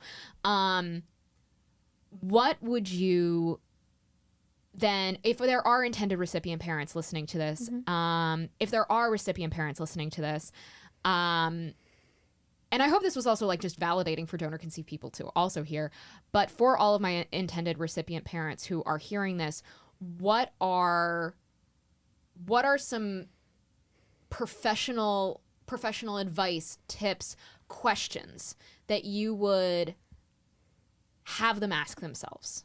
Yeah. When they're considering donor conception as, like, their route. Yeah. I would say first, look at the information you have on donor conception.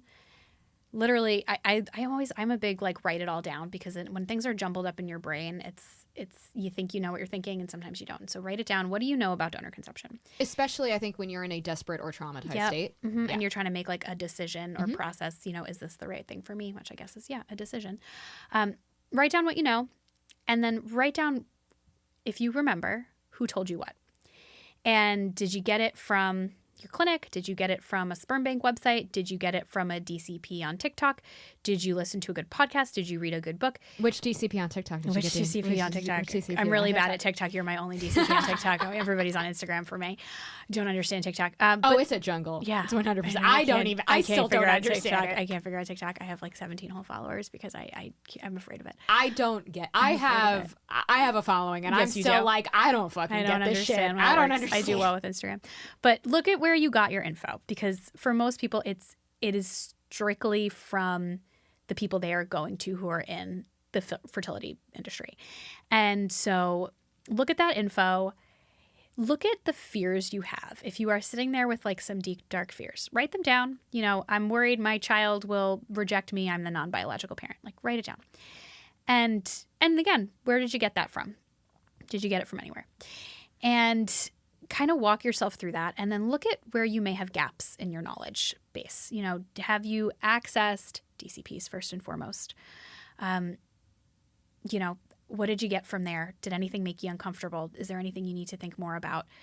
Whenever somebody comes to me and they're like, oh, the angry DCPs, I'm like, we gotta talk. We gotta talk for a second, honey, because like people have a right to be angry. Anger is a valid emotion. Anger is a valid emotion, and as we just said, if you're somebody like, and you are a product of fertility fraud, and you found out if you're not angry, I'm concerned about you. Like, you honestly, should be angry. that I'm like, angry. Yeah, it's like that's a pretty valid emotion for like what DCP have like gone through, RPs have gone through. It's like, no, that's a very valid. I always like, because I'm told that by like the industry. They're like, you know, dealing with like, you know, angry DCP. I'm like, okay, a DCP just found out their mom was medically raped by their doctor, and the industry has actively not supported it, and no justice has happened. What emotion is correct for them to feel? Right. What is the correct emotion? Right. Exactly. And I would say like most RPs, when they come to me with that, like it's not. I know that can be really triggering to hear, and for DCP and anybody else, like, and I stand by why that's triggering to hear that phrasing, because it's really minimizing. It's very minimizing. It's minimizing, and you are, I think, you know, you can't put your emotion over somebody else's identity and like what they've gone through. By your emotion, I mean an RP's emotion, and so I sort of sit with like, well, what are they saying that is upsetting to you? What pain point are they touching for you right now? You know, and some of it I'm like, look, people have the right to their own emotions. If they're like, infertility is no big deal.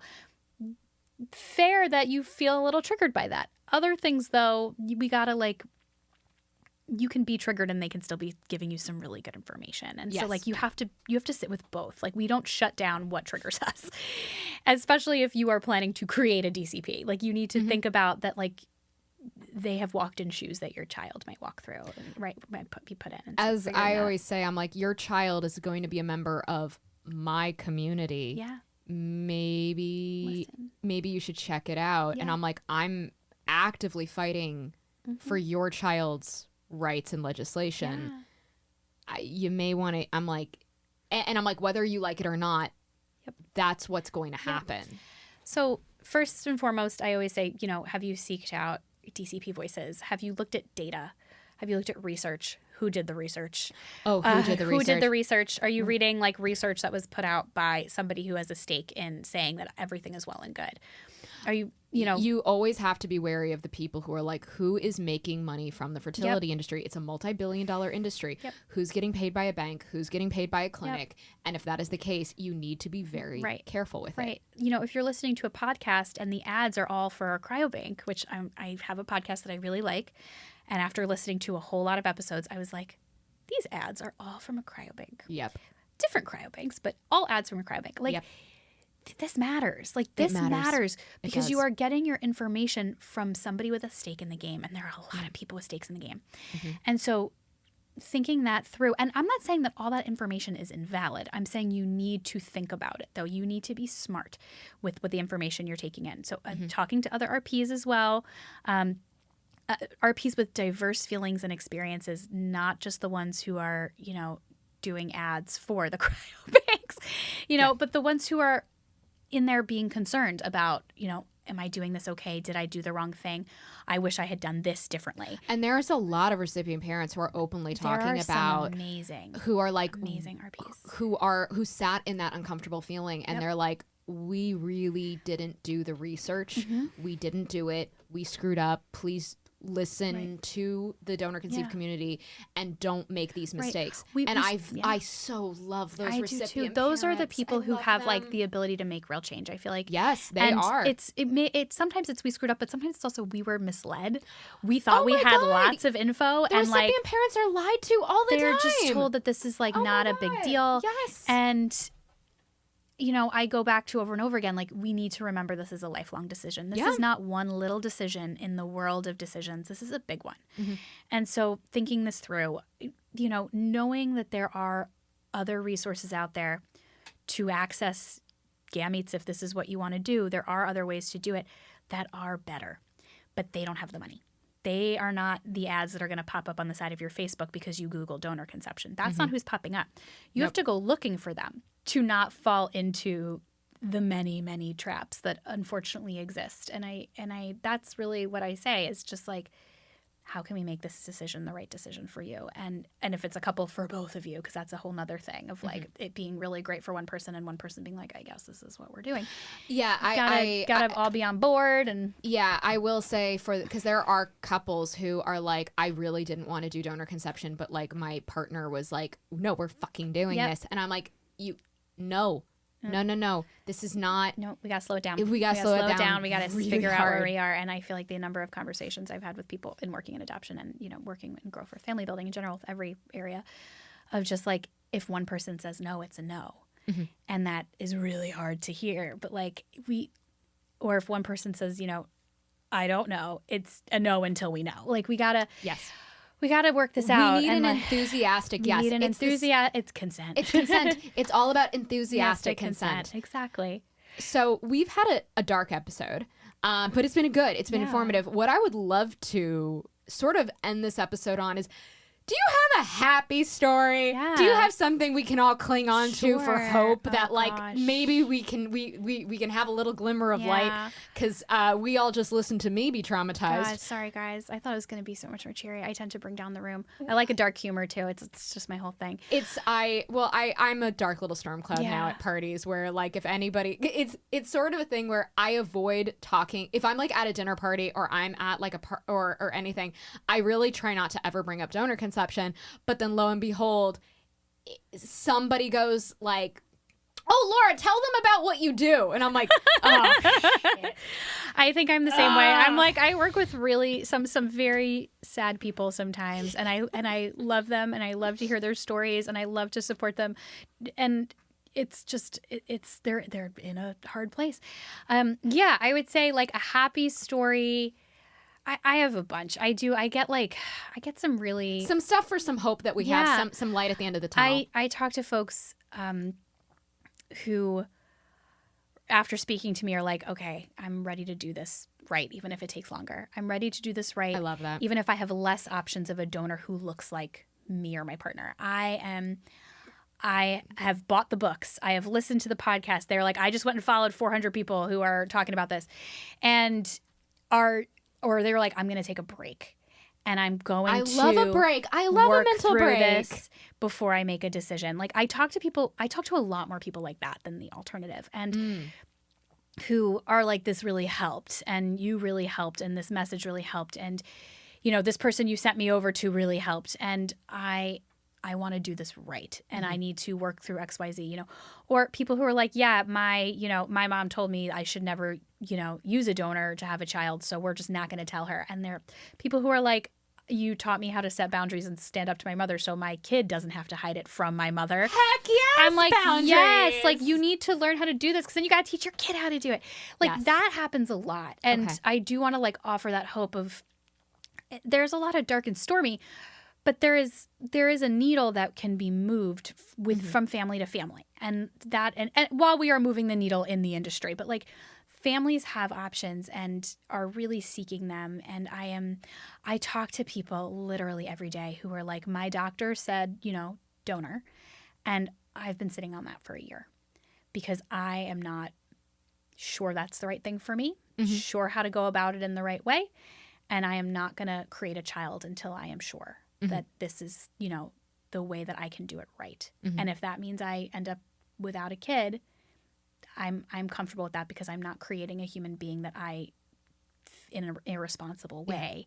And I'm just like, can we throw you a party? Like, honestly, and part of them ends up with donor conceived kids, but they're doing it differently. I want a list of these people to send them a fruit basket, okay? Yes, like there are those people. There are those people. I don't know you, but I love you, and I see you, and I just want you to know that I celebrate you. Yeah. I've had people be like, I told my clinic I don't want that sperm I already paid for, because I went and found different sperm from a known donor. Like, because it wasn't the right thing to do. And I've had people be like, yeah, my second round of IUI didn't work with that sperm, I'm really glad it didn't work.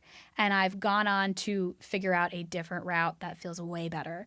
And it's because of the information that's being put out there by people like you, people like me, other people doing what I feel is really important. There's so many great people. They're seeking it. And once you find that information, your algorithm follows you, so you find more of it. And it works. And so I do think like there are people who don't want to join Facebook groups just to fight with DCPs. Like I know those people exist, but there are people who are like in those groups being like, wow, I gotta listen to this. I gotta sit with it. And then they come to me and they want to process it and make a decision with that in mind. And I think that that's amazing. And there are people who have gone through anonymous donors and have young kids who are like, okay, what do I do now? And they that's are a then hard conversation. But like, and there's guilt, but then there's also like, okay, I didn't know what I didn't know. I know it now. Yes. So what do we need to do? And like they are ready to do the work. Yes. And people who are ready to do the work are my favorite people because that's who I work with. I only work with people who want to work with me. So they want to do the work. Let's do the work. I talk to the hardest phone calls. Some of the hardest phone calls I have are the recipient parents I get on the phone with, and they're in tears. Yeah. Because they're like, my 3-year-old, we used an anonymous donor, and they are... we've been in and out of the hospital. We don't know what's going on. They're part of a pod they're already 2 and their pod's already at 50. They're like, so we know this is going to end up as 100. I feel horrible. I feel guilty. I failed my child. I traumatized my child. What the hell do I? And they're in tears. Of course they are. And the first thing that I always tell them is like, 1, it's going to be okay. Yeah. I promise you. Listen to me. It's going to be okay. Yeah. You were misled. You were lied to. This has happened to so many recipient parents. You are not alone in this. They've actively lied to thousands and thousands of parents just like you. Yeah. Mistakes happen. As we said, there's no way to not traumatize your child. Like every parent's going to traumatize their child in one way. But to me, and what I always tell all the recipient parents is, there was an accidental mistake that was made. What you do now with the information, how you move forward, says everything about who you are as a person and the parent that you're going to be. And I'm like, I applaud you so much, and the fact that you were willing to take this call with me, sit in this uncomfortable feeling, says everything to me about the quality of parent that you are and that you are going to continue to be. And put that on a billboard. Exactly. And I'm just like, no, baby. You are phenomenal. Right. There was a recipient parent who I messaged me because she was part of the there was a few recipient parents who were part of the victims of the very prolific swimmer donor of the Netherlands, Jonathan. And one of them messaged me and she was like, I'm really, really scared. Is me coming forward about this, is this going to harm my child? Is this going to, like, did I do something? Like, should I just have kept this quiet? And I told her That's a great question. I love that. I was like, that she's not worried about, like, the backlash from the world, but, she was like, her kid. I love that. And she was like, am I acting by coming forward and, like, going against Jonathan by outing him? Yeah. Is this going to hurt my child? And I just want to like be very, very clear. This was many recipient parents messaged me from him. Jonathan. Many did. This was so like for all the recipient parents, like, oh my God, there were many of you who did this. You're one of many. You're one of many. Literally, and one many of you many. messaged me this. One of too many. Many of you messaged me this. So I just want to be very, very clear about that. And I said to all of you who asked me this question, if I was as a donor conceived child, as a donor conceived person, knowing that my mom stood up and fought for me and did the brave, courageous thing, I'm like, I would be so proud of my mom. Yeah. I'm like, no. I'm like, as a donor conceived person, I'm proud of you. Right. I am grateful that as a mom, as a recipient parent, as a member of our community, because I consider you part of my community, you just stood up for every single donor conceived person, including me. Yeah.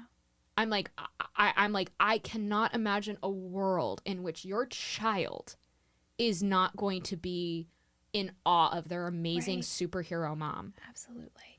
And I also think like you can hold both in some ways, right? Like there needs to, and this is something I've come up with RPs who have used an anonymous donor and then while their kid is a toddler are like, oh man, because that's often who I'm talking to is people with toddlers, if they already have a kiddo, and they're like, but I love my child, and if I had used a known donor, I wouldn't have my child. And I'm like, but you can do both. You can say, I am so happy you are you. I am so happy your genetics are your genetics. I am so happy you are in this family and I am your parent. And I don't agree with how this happened. Yes. And if in a perfect world I could have both are true. Then great. But we can feel both. And I think that we forget that we can be incredibly in love with our child and grateful and realize that something happened along the way with this donor and this conception that maybe wasn't in their best interest. Even though we adore that they are in existence, it can be both. And I think some folks stop short at that because they're like, but I'm so happy I have my child. And if I say this, it means I regret them. And I'm like, no, it's more complicated than that. I'm so glad you said that because that's a conversation I have all the time with recipient parents going I feel bad because they're because they ask me ethically, again, this is talking about traumatizing their children, and they're like, I love my child, I would not change my child for the world, but what happened was I was lied to, or I was assaulted, or I was this happened, but I love my child, I wouldn't change my child, but how do I go about this in an ethical way, because I shouldn't have been lied to, my child shouldn't be medically going through this, how do I do this? And I'm like, and it's you have permission to love your child, want your child exactly the way they is, but also recognize that you were lied to and this was wrong. You can have both. You took out a second mortgage on your house. Yep. Oh my gosh. And so now many second mortgages. And you were lied to about your child's medical history, and now your child has spent 6 years being in and out of a doctor's office because of that lie. Right. You deserved, and it's not to say that you wouldn't have picked that donor, but you deserved informed consent over medical history so that you as a parent would have been informed, ready, and prepared to look for whatever symptoms could pop up. I mean, absolutely. You'd be in better shape. There are so many pieces to this, and I think that feels sometimes like a wall for people that they bump up against of 100%. But if I say that this wasn't right, it means I would change my child. And it's no, it can really be both. And I know that dissonance is really hard to sit in, but it can really be both things. Yeah. And I feel like when people sort of are able to integrate that mindset in a little bit, the rest of the work can come together in a really good way for that child. I think that things can really start getting together in a good way. Because it also gives a child permission to be like, I'm really happy that you're my parents, and being donor conceived is hard, or being donor conceived is complicated, or I don't care at all about it. It gives permission for conflicting emotions within a family in general, which is something that we as human beings don't like. We like when our emotions are nice and tidy and fit in boxes. And so when we make space for, we all have conflicting emotions all the time. What? And conflicting thoughts. Emotions are complicated? It does. But donor conception is simple and nice and prepackaged. Just put it in there and call it a day. I clicked add to cart. It's going to come. It's mine now. In a little box, and it's going to be fine. Yep. And I got my little paperwork, and it's fine. Ready.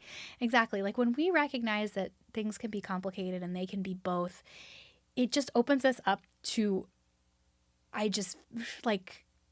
just expanding our viewpoint around things and making space for other people to also have expanded viewpoints. Yeah.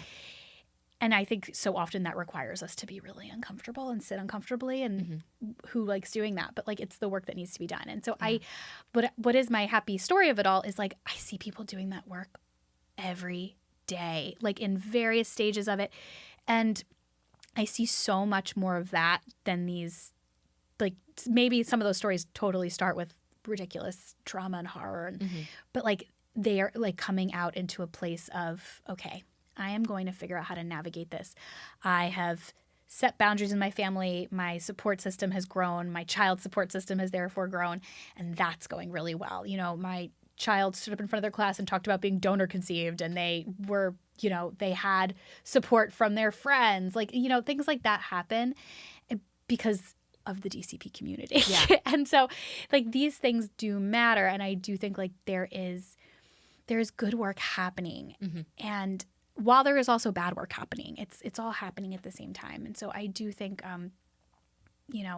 there are good stories, and there are RPs who are really doing the heavy lifting, and potential RPs doing the heavy lifting before creating a child. And that's like my whole purpose in life is like, can we just have folks do as much work as possible before they create a child in hopes of having a happier child and a healthier child? Like, that's the work. You're not picking out a lawn chair. No. This is your child. This needs the thought. This needs, in the same way as if you are it's the same thing as picking someone to marry or spend your life with, right. or the person that you decided I'm going to raise a child with, right. or the decision to become a single by choice parent. Like, these are big decisions. Yeah. And I'm seeing people really taking the time. And granted, like, those are the people who seek me out, right? Like, people who are just like snap decision, they're not coming to talk to me. But the fact that like, so many people it's are a lot seeking of people. It's a lot of people are seeking me out. Yeah. And that to me tells me how much this entire, I would say, society is shifting. Yeah. Because as we are doing the groundwork to get legislation, which is going to take a long time, the fact that more and more people are willing to be open and talk with you, reach out to you, to me shows the signs that we are destigmatizing this. For sure. And that to me is a huge element of this, is because of the stigma of using the fertility industry, using donor conception, being a single by choice parent, like whatever it is. That stigma to me is starting to get hazy.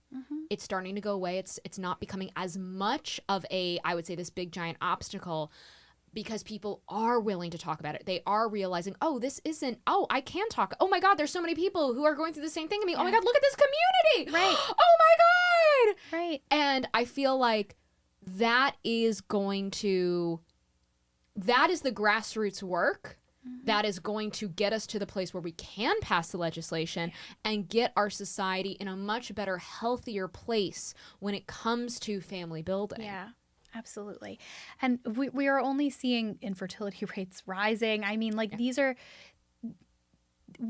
we are heading in a direction where there will be more DCPs than there ever have been before. And so we need to do this work. And so that, the next generation of DCPs doesn't have to do this exact work. They'll have to do different work. But hopefully we're all just doing the work. I'm sure that the next generation of DCP is going to look what I'm doing, and they're going to be like, okay, you moved us one square, but like, we have more work. Yeah. Like, they're going to be like doing whatever the alternative of okay boomer is to you. Yeah, they're going to be doing their own exactly. thing. They're going to be like, okay, because I'll be like, excuse me, I did all this work. And have you seen my sperm cup costume? And they're going to look at me and they're going to be just like, okay, millennial, like whatever. Yeah, and I'm exactly. like, all right, legit, that's circle of life right there. Like, all right, kiddo. They'll be on holograms or whatever doing I give my sperm fascinator to you. Yes. Go swim and be free. Exactly. Go make the world Right. even better. Right. I get it. We're all just doing the best we can. And I think, like, as you've said, like, your mom was doing the best she can. Your parents were doing the best they could with what they possibly knew. And I think we are still seeing that. But I am so glad to see people seeking out alternative information, because there is access to it in ways that there weren't in the 80s and 90s and even early 2000s. Like, you couldn't access a plethora of DCP giving information constantly until recently. Like, this is the fact that people are like, no, I want to know what people are saying about this and where I should go with it. Is amazing. People are starting to plug in a way of, and I do think that this is where I would say a benefit of the social media really comes in, is you're hearing so many different lived experiences and viewpoints at such an incredible rate that has never existed before, and realizing, oh, I didn't realize there were problems or anything, because without social, you live in your own little bubble, your own little town, and it's like but it's like now you're realizing, oh, there's communities of people speaking out against this. With diverse opinions within the community. Very diverse opinions. It's amazing. I mean, within the donor conceived community, like, there are absolutely, like, majority feelings, but then there's a lot of, like, the majority of donor conceived people absolutely believe in, like, abolishing anonymous donation. Right. But where I would say there is a little bit more of not argument, but I would say a debate is, when do you DNA test your child? Sorry. Oh, you're good. You're good. Trying to hold it in. I'm coughing and sneezing. Yeah. One of the big debates is like when to DNA test your child. Should the recipient parent just immediately DNA test, put their child on 23andMe Ancestry, or should they wait till the child consents? And that's a big debate, and a lot of people have different opinions about that one. But to me, I'm like, that is a nuanced conversation. That's an interesting conversation to have.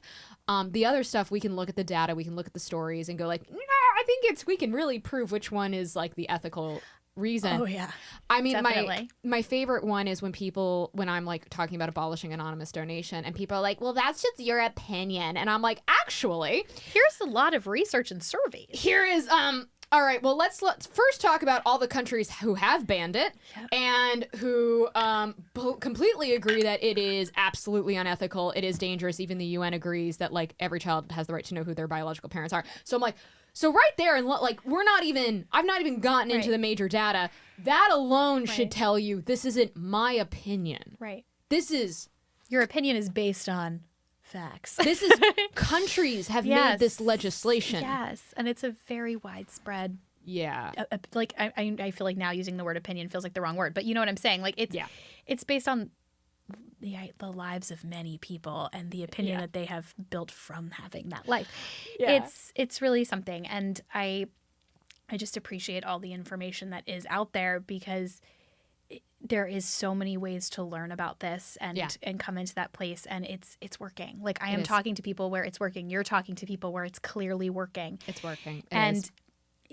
Knowledge is what's going to shut down all the misconceptions that are being put out by these heavy advertising banks and clinics. Like that's what's going to shut it down. Yeah. They can only go up against facts for so long, and the more people are talking about this, the more people are catching on before they access these gametes. Like that, the more people are stopping and pausing and learning. I literally had a conversation this morning about this, where it's like the fertility industry is built on a house of cards, and their two tactics are fear and money. That's all they have.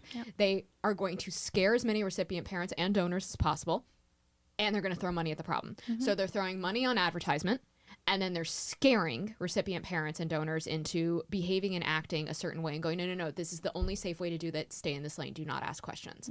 And that is not sustainable. And the fact that it's only taken a couple of stories to start completely deconstructing the fertility industry. For example, Jacoba with our father. It took one fucking story. It took Jacoba. She's amazing. Have you ever met her? No. I've watched her documentary and listened to her podcast. Have you met Jacoba? Jacoba, I was texting her this morning. Say hi to Jacoba. But Jacoba is like, she's the fucking best. She's also like in the documentary, she's so like serious and like kind of like solemn. In reality, she's like the biggest silly Billy. She's a silly Billy. She's a silly Billy. And well, our father is a very heavy topic. And I wouldn't be silly Billying around there. She was at the protest in New Orleans. Okay. And of course, like everybody was, going like, oh my God, it's Jacoba. Yeah. But what Jacoba really did was she was everybody's big sister. And there were donor conceived people actively telling their story for the very first time. Yeah. And what Jacoba did was she basically like played support, and she was checking in on everyone going like, hey, how are you doing? Are you doing okay? Are you feeling all right? Are you good? Like she was actively supporting them and being big sis to everybody. And Jacoba is just genuinely the kindest human being. There is no like amazing. I'm a dick. I'm a dick. I like you. Okay, thank you. I will fully admit, now I'm a pain in the ass. Jacoba is an angel, okay? It takes all sorts, Laura. Now, one of the things was when Jacoba was, when she was with us, like trying to spread the word of the protest, she ran into some fertility doctors and they just ignored her. And once they figured out who she was, I was going to say, how do you ignore her? They ran away from her. And so she literally yelled out, I'm donor conceived. I'm used to being ignored. That's amazing. I love Jacoba. But the thing about Jacoba is it took Jacoba, one person, and like other members of her sibling, but it took Jacoba one story to completely undo the fertility industry. Yeah. What Jacoba started, and that was one story, one fertility fraud case, one of 70. Right. And she and her siblings the rip they started. Yeah. And the dominoes. The domino effect. Dominoes. That was one story. And look at the impact our father had. Another case is Laura Gunner, how she lost her son, Stephen. I've spoken to Laura Gunner, and I've put in emails for legislation change. I will stand in front of a bus for Laura Gunner. She's good people. I will stand in front of a bus. That's a mom. Like, to me, I'm like, that's the kind of mom that mom. everybody deserves. Like, again, another person I text with all the time. I will do anything for Laura Gunner. Laura Gunner, if you're listening. Laura Gunner, if you don't know who Laura Gunner is, you need to go look into Laura Gunner and support the change that she's doing in honor of her son, Stephen. Yeah. Laura Gunner lost her donor-conceived child, Stephen, and in her mourning, immediately went into action to ensure this would never happen to another donor-conceived person. She lost him to a mental illness that her donor had. Yes. Yeah. And it was a non-verified medical. It was two reasons why what happened was, one, the medical history was not verified, and the donor lied, and then also because of anonymity was not able to get an updated diagnosis of schizophrenia, which Stephen was actively showing signs of mental illness at the age of 4. Should have absolutely gotten an earlier diagnosis. Stephen needlessly suffered his whole life, and his parents actively showed that they were willing to like do all the work, everything for Stephen that he needed. They just didn't have this one big piece of information that could have gotten him that diagnosis in time. And there was information within the donor profile that not the profile, but within the medical documents, right? That he had been hospitalized for an extended period of time. For a month. Yeah, no, if the medical information had been verified, and it would have absolutely... Or they did a little digging. I mean, it was in even there. A little bit. Yeah. They would have been able to go, okay, there is a history of mental illness. Right. That should have showed up. So that the parents, should have, if it was, which is why she's trying to pass the Donor Conceived Persons Protection Act in New York State to verify medical history. Yep. But again, Laura Gunner, one person coming forward, and the rip she just caused. Yep. And there are Dylan's stories, donor Dylan, amazing. The fact that he now has I think 94 confirmed births. I think it's 96. I think 96 I just looked this morning. I think it's at 96. The fact that it's another massive rip, and the fact that it's literally 3 stories. Yeah. And the effects that those 3 stories alone have had shows how absolutely unstable the fertility industry is. Well, so final thoughts. Anything, I mean, I know that this is going to be a very thorough podcast, which I fucking love. Is there anything any story that you're just like, oh shit, I didn't share this, I should share this? Any final thought? Is there something I didn't ask you that you're like, I need to answer this question? I don't think so. I've told my stories. I have others, but protection of people. Protection. We love protection. But there's good stories, bad stories, anybody's stories. They're all, How can someone find you who's like, I need to work with you? That's important. If you want to work with me, I want to work with you. If you are ready to do some work in a comfortable, hopeful, maybe not always comfortable, but supportive environment, with somebody who has got a little snark, I am here for you. I feel like if you follow me, you'll like a little snark. Yeah, I like a little snark, and I hope that you do too if you're listening to this podcast. If you're still here, you probably do. So you can find me at Grow Forth Family Building. So it's like go forth, but you're growing forth. growforthfamilybuilding.com, or on Instagram at Grow Forth Family Building. If you are on TikTok, please don't bother. It's not a good place. I'm there, but you don't want it. You're not going to get any content. You'll see Kenzie. Yeah. If you have any interest, obviously donor conception, but adoption, surrogacy, fertility treatments, specifically around setting boundaries with your loved ones, toxic positivity while you're on your pathway, and making really hard decisions in as ethically based as possible, I am your gal and would love to talk to you. I am 100% virtual, and I work with folks all over the world, and so I am very available. Can you work in all states? I can. So because while I am a licensed social worker, I have a coaching license, and I am not providing therapy. And so that way I am sort of saying I am a social worker, but I am not acting as a social worker in this relationship. I am acting as a family building coach. And so I can work with folks anywhere, which was part of why I wanted to do coaching, because there is a real lack of resources in certain areas of this country and this world. And New York has a plethora of really good providers. And I think therapy is wildly important. And I think there are people who do that really, really well. And I do coaching well. So, I take my therapist hat and I have all that knowledge, but I take that hat off, and I do a lot more like what you're talking about doing is maybe not the most ethical. Like, let's look at all of this research as opposed to like, how does that make you feel? I think there's room for both, and there's room for all. And I kind of am a little bit more of a nudger when it comes to certain things than therapy would allow me to be. I put that down. I also have a lot of, I do actually have a lot of physicians who do watch me, because there are physicians out there who do want to learn and grow and better their practice, which I fucking love. Me too. And I would love to just kind of throw it out there to them of like, I don't know, maybe Kenzie can be a reference. Yeah, please. Of like to maybe throw out there if like some clients are showing you maybe a little trauma, maybe they might struggling to make a decision, and they're trying to use you to help them make the decision, and you're like, this is not my area, ain't my lane. It's okay. I also provide professional services, so I do provide consulting. I will run events. I will sit in on a professional support group that's going on and do some chatting. I do all of that. I think there are some amazing professionals who are doing this work, and I always say I am not here to reinvent the wheel. I am here to support the wheel and make sure, that I can help the road ahead of the wheel. And so if you I'm here to destroy the wheel. Well, you've got a good wheel to destroy. I'm destroying the wheel. The banks don't want to talk to me. Yeah. That's fine. They don't want to talk to me. Yeah. Are you kidding? Well, because you're trying to destroy the wheel. I'm pretty sure they've hired people to be like, how do we make this as Laura proof as possible? Oh my God. How do we have any cracks where she's going to come on in? I will say, I will give this advice. I hate snakes. So, I mean, if you arm your clinic, your cryobank with snakes, I'm not fucking going near that shit. There you go. That's the way. And it would go with like the sperm look to have snakes. It's all this is good. You're helping them with their marketing by giving them this good idea. Yeah. But then I'm also telling people, if suddenly all their marketing is very snake-esque, then you know that they're just trying to avoid me, which also is a red flag. Yep. So there you go. Yep. I hate snakes. That's my thing. Absolutely. No, thank you. Yeah. I don't. Yeah. So I'm here to support, obviously, folks going through this, but also organizations, nonprofits, professionals that are, trying to figure out how to do this.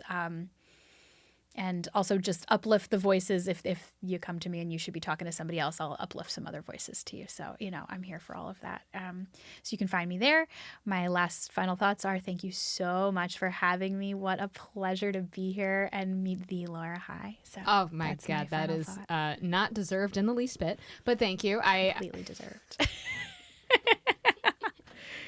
Well, thank you. I appreciate it, and I do genuinely believe that the work that you are doing on the ground with recipient parents right now does pay off in dividend and does create a huge ripple effect.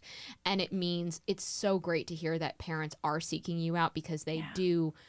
There are parents who are going, this doesn't smell right. Yeah. This bank, this clinic, they're like, this doesn't make sense. Right. They don't want me to ask any questions. Why is that? Why is that? Because they don't want you to know the answers. They don't want you to ask questions. And then you come talk to me and we'll ask more questions. Yeah. Yes. Exactly. So there's good work being done. I do genuinely believe, I think a lot of change is coming very soon, but I do think in 10 years, I think we're going to be looking at a completely different landscape. I would love that. Wouldn't you love that? I genuinely think it's going to happen. I don't think this is going to be something where, I think that, obviously the next generation DCP, I think they're going to make their own improvements. Oh, yeah. But I do think that they are going to be handed, at least all the wood knocking, I do think that it is going to be at least a different landscape. I hope it is improved from where we are today. And it wouldn't take much to make even a simple improvement. Again, passing fertility fraud legislation. Like the most basic. I'm sorry. Yeah. I'm always just like, it's so basic. Why wouldn't you love everything about that. It's the fact that I'm like, that to me is always, that's always the fight that I get in with professionals, about, you know, when they sort of get in their toxic positivity moment and they're just like, we're doing so much change is coming. We're fighting for, like, we're doing so great. And I'm like, you need accountability. And I'm like, bitches, you haven't even passed fertility fraud legislation. You need to, like, stop patting yourself on the back and having this little circle jerk. Yeah. You didn't even do that. You don't get any stars or trophies yet. No. What are you talking about? I'm with you. Your industry sucks. It's the most basic one. And like, I struggle to take anything seriously if you're like, nah, this is fine. Like, we're all handling it. Great. We're making so much progress. Yeah. I'm like, and like, maybe you are in some areas. I really hope so. But like, let's have a reality check. Yes. And like, let's just pass this one thing and then we can congratulate ourselves as schmidgy. And you didn't even start the race yet. You're still stretching. Yep. That doesn't. Your website says you are only seeking anonymous donors. Maybe update your website. Your forms use racist terminology. Maybe update your forms. Your clinic has a BMI, has a BMI maximum to use fertility services. Like, go fuck yourself. You haven't done shit. Yep. We're making change. We gotta make change. We're just rattle the fence. What is that meme where it's like the people like all getting awards and it's like the person in third place is the one like that's pouring champagne on themselves, going like and like the first and second place is like, what the fuck? That's what it feels like they do. It's like, what do you did nothing. You did nothing. Yep. There's so much work to be done, and to see individual families being like, there's so much work to be done. I'm going to make sure that as best I can do, I'm going to do it. I'm like, okay, that's one less, paycheck for that place. And okay, like, we're moving on. And so I think, like you've said, like just the grassroots efforts of DCPs in general, and those that love and support them and bring them into the world, not the banks, but the RPs, it matters. And I think that this work is absolutely rippling and mattering. And I was not expecting so many RPs to reach out and be like, potential RPs to reach out and be like, how do I do this right? Yeah. Before they did it. I was not expecting that when I started this. And the fact that that's happening, the consciousness is opening up, it's heightening, it's leveling up. I don't know, that you're the vibration, the frequency, whatever the all of them. Whatever it is, it's rising, and there is a collective consciousness that's going like, oh, we screwed up here. Let's fix this. Yes. And let's not screw up. Let's not continue as we're walking into this. Like, there's some good stuff happening, and it's very, I was going to say it's very heartening as opposed to disheartening. Is heartening a verb? Sure. I'll go with uplifting, like you said. It's very uplifting. You know what? We used MacGyver. Heartening is a word today. Hashtag heartening. We're heartening. We're heartening. It's heartening. It feels heartening. I heard it. I heard it. Everybody, we've made heartening an adjective. Verb. It's very heartening. Oh shoot! This is where my high school English didn't. I'm a stand-up comic. I take you talk for a living. I make well, I do, but at the same time, I'm like, that should also tell you how much of an idiot I am. I talk for a living too. I mean, I'm a social worker, so I get it. I always was like, don't expect me to do math. I have a master's degree from Columbia, but I don't do math. On that note, I think we absolutely, all the credibility that we just built up, we're like, it's heartening a verb. I think that's where we're going to end it. Yep. Thank you, You've Kenzie. learned a lot here. Thank you. Thank you, Kenzie. Have a delightful day, and everybody listening, go and take care of yourself. And as Kenzie said, your feelings are valid. Very valid. All They're valid. of them. Thank you. Thank you.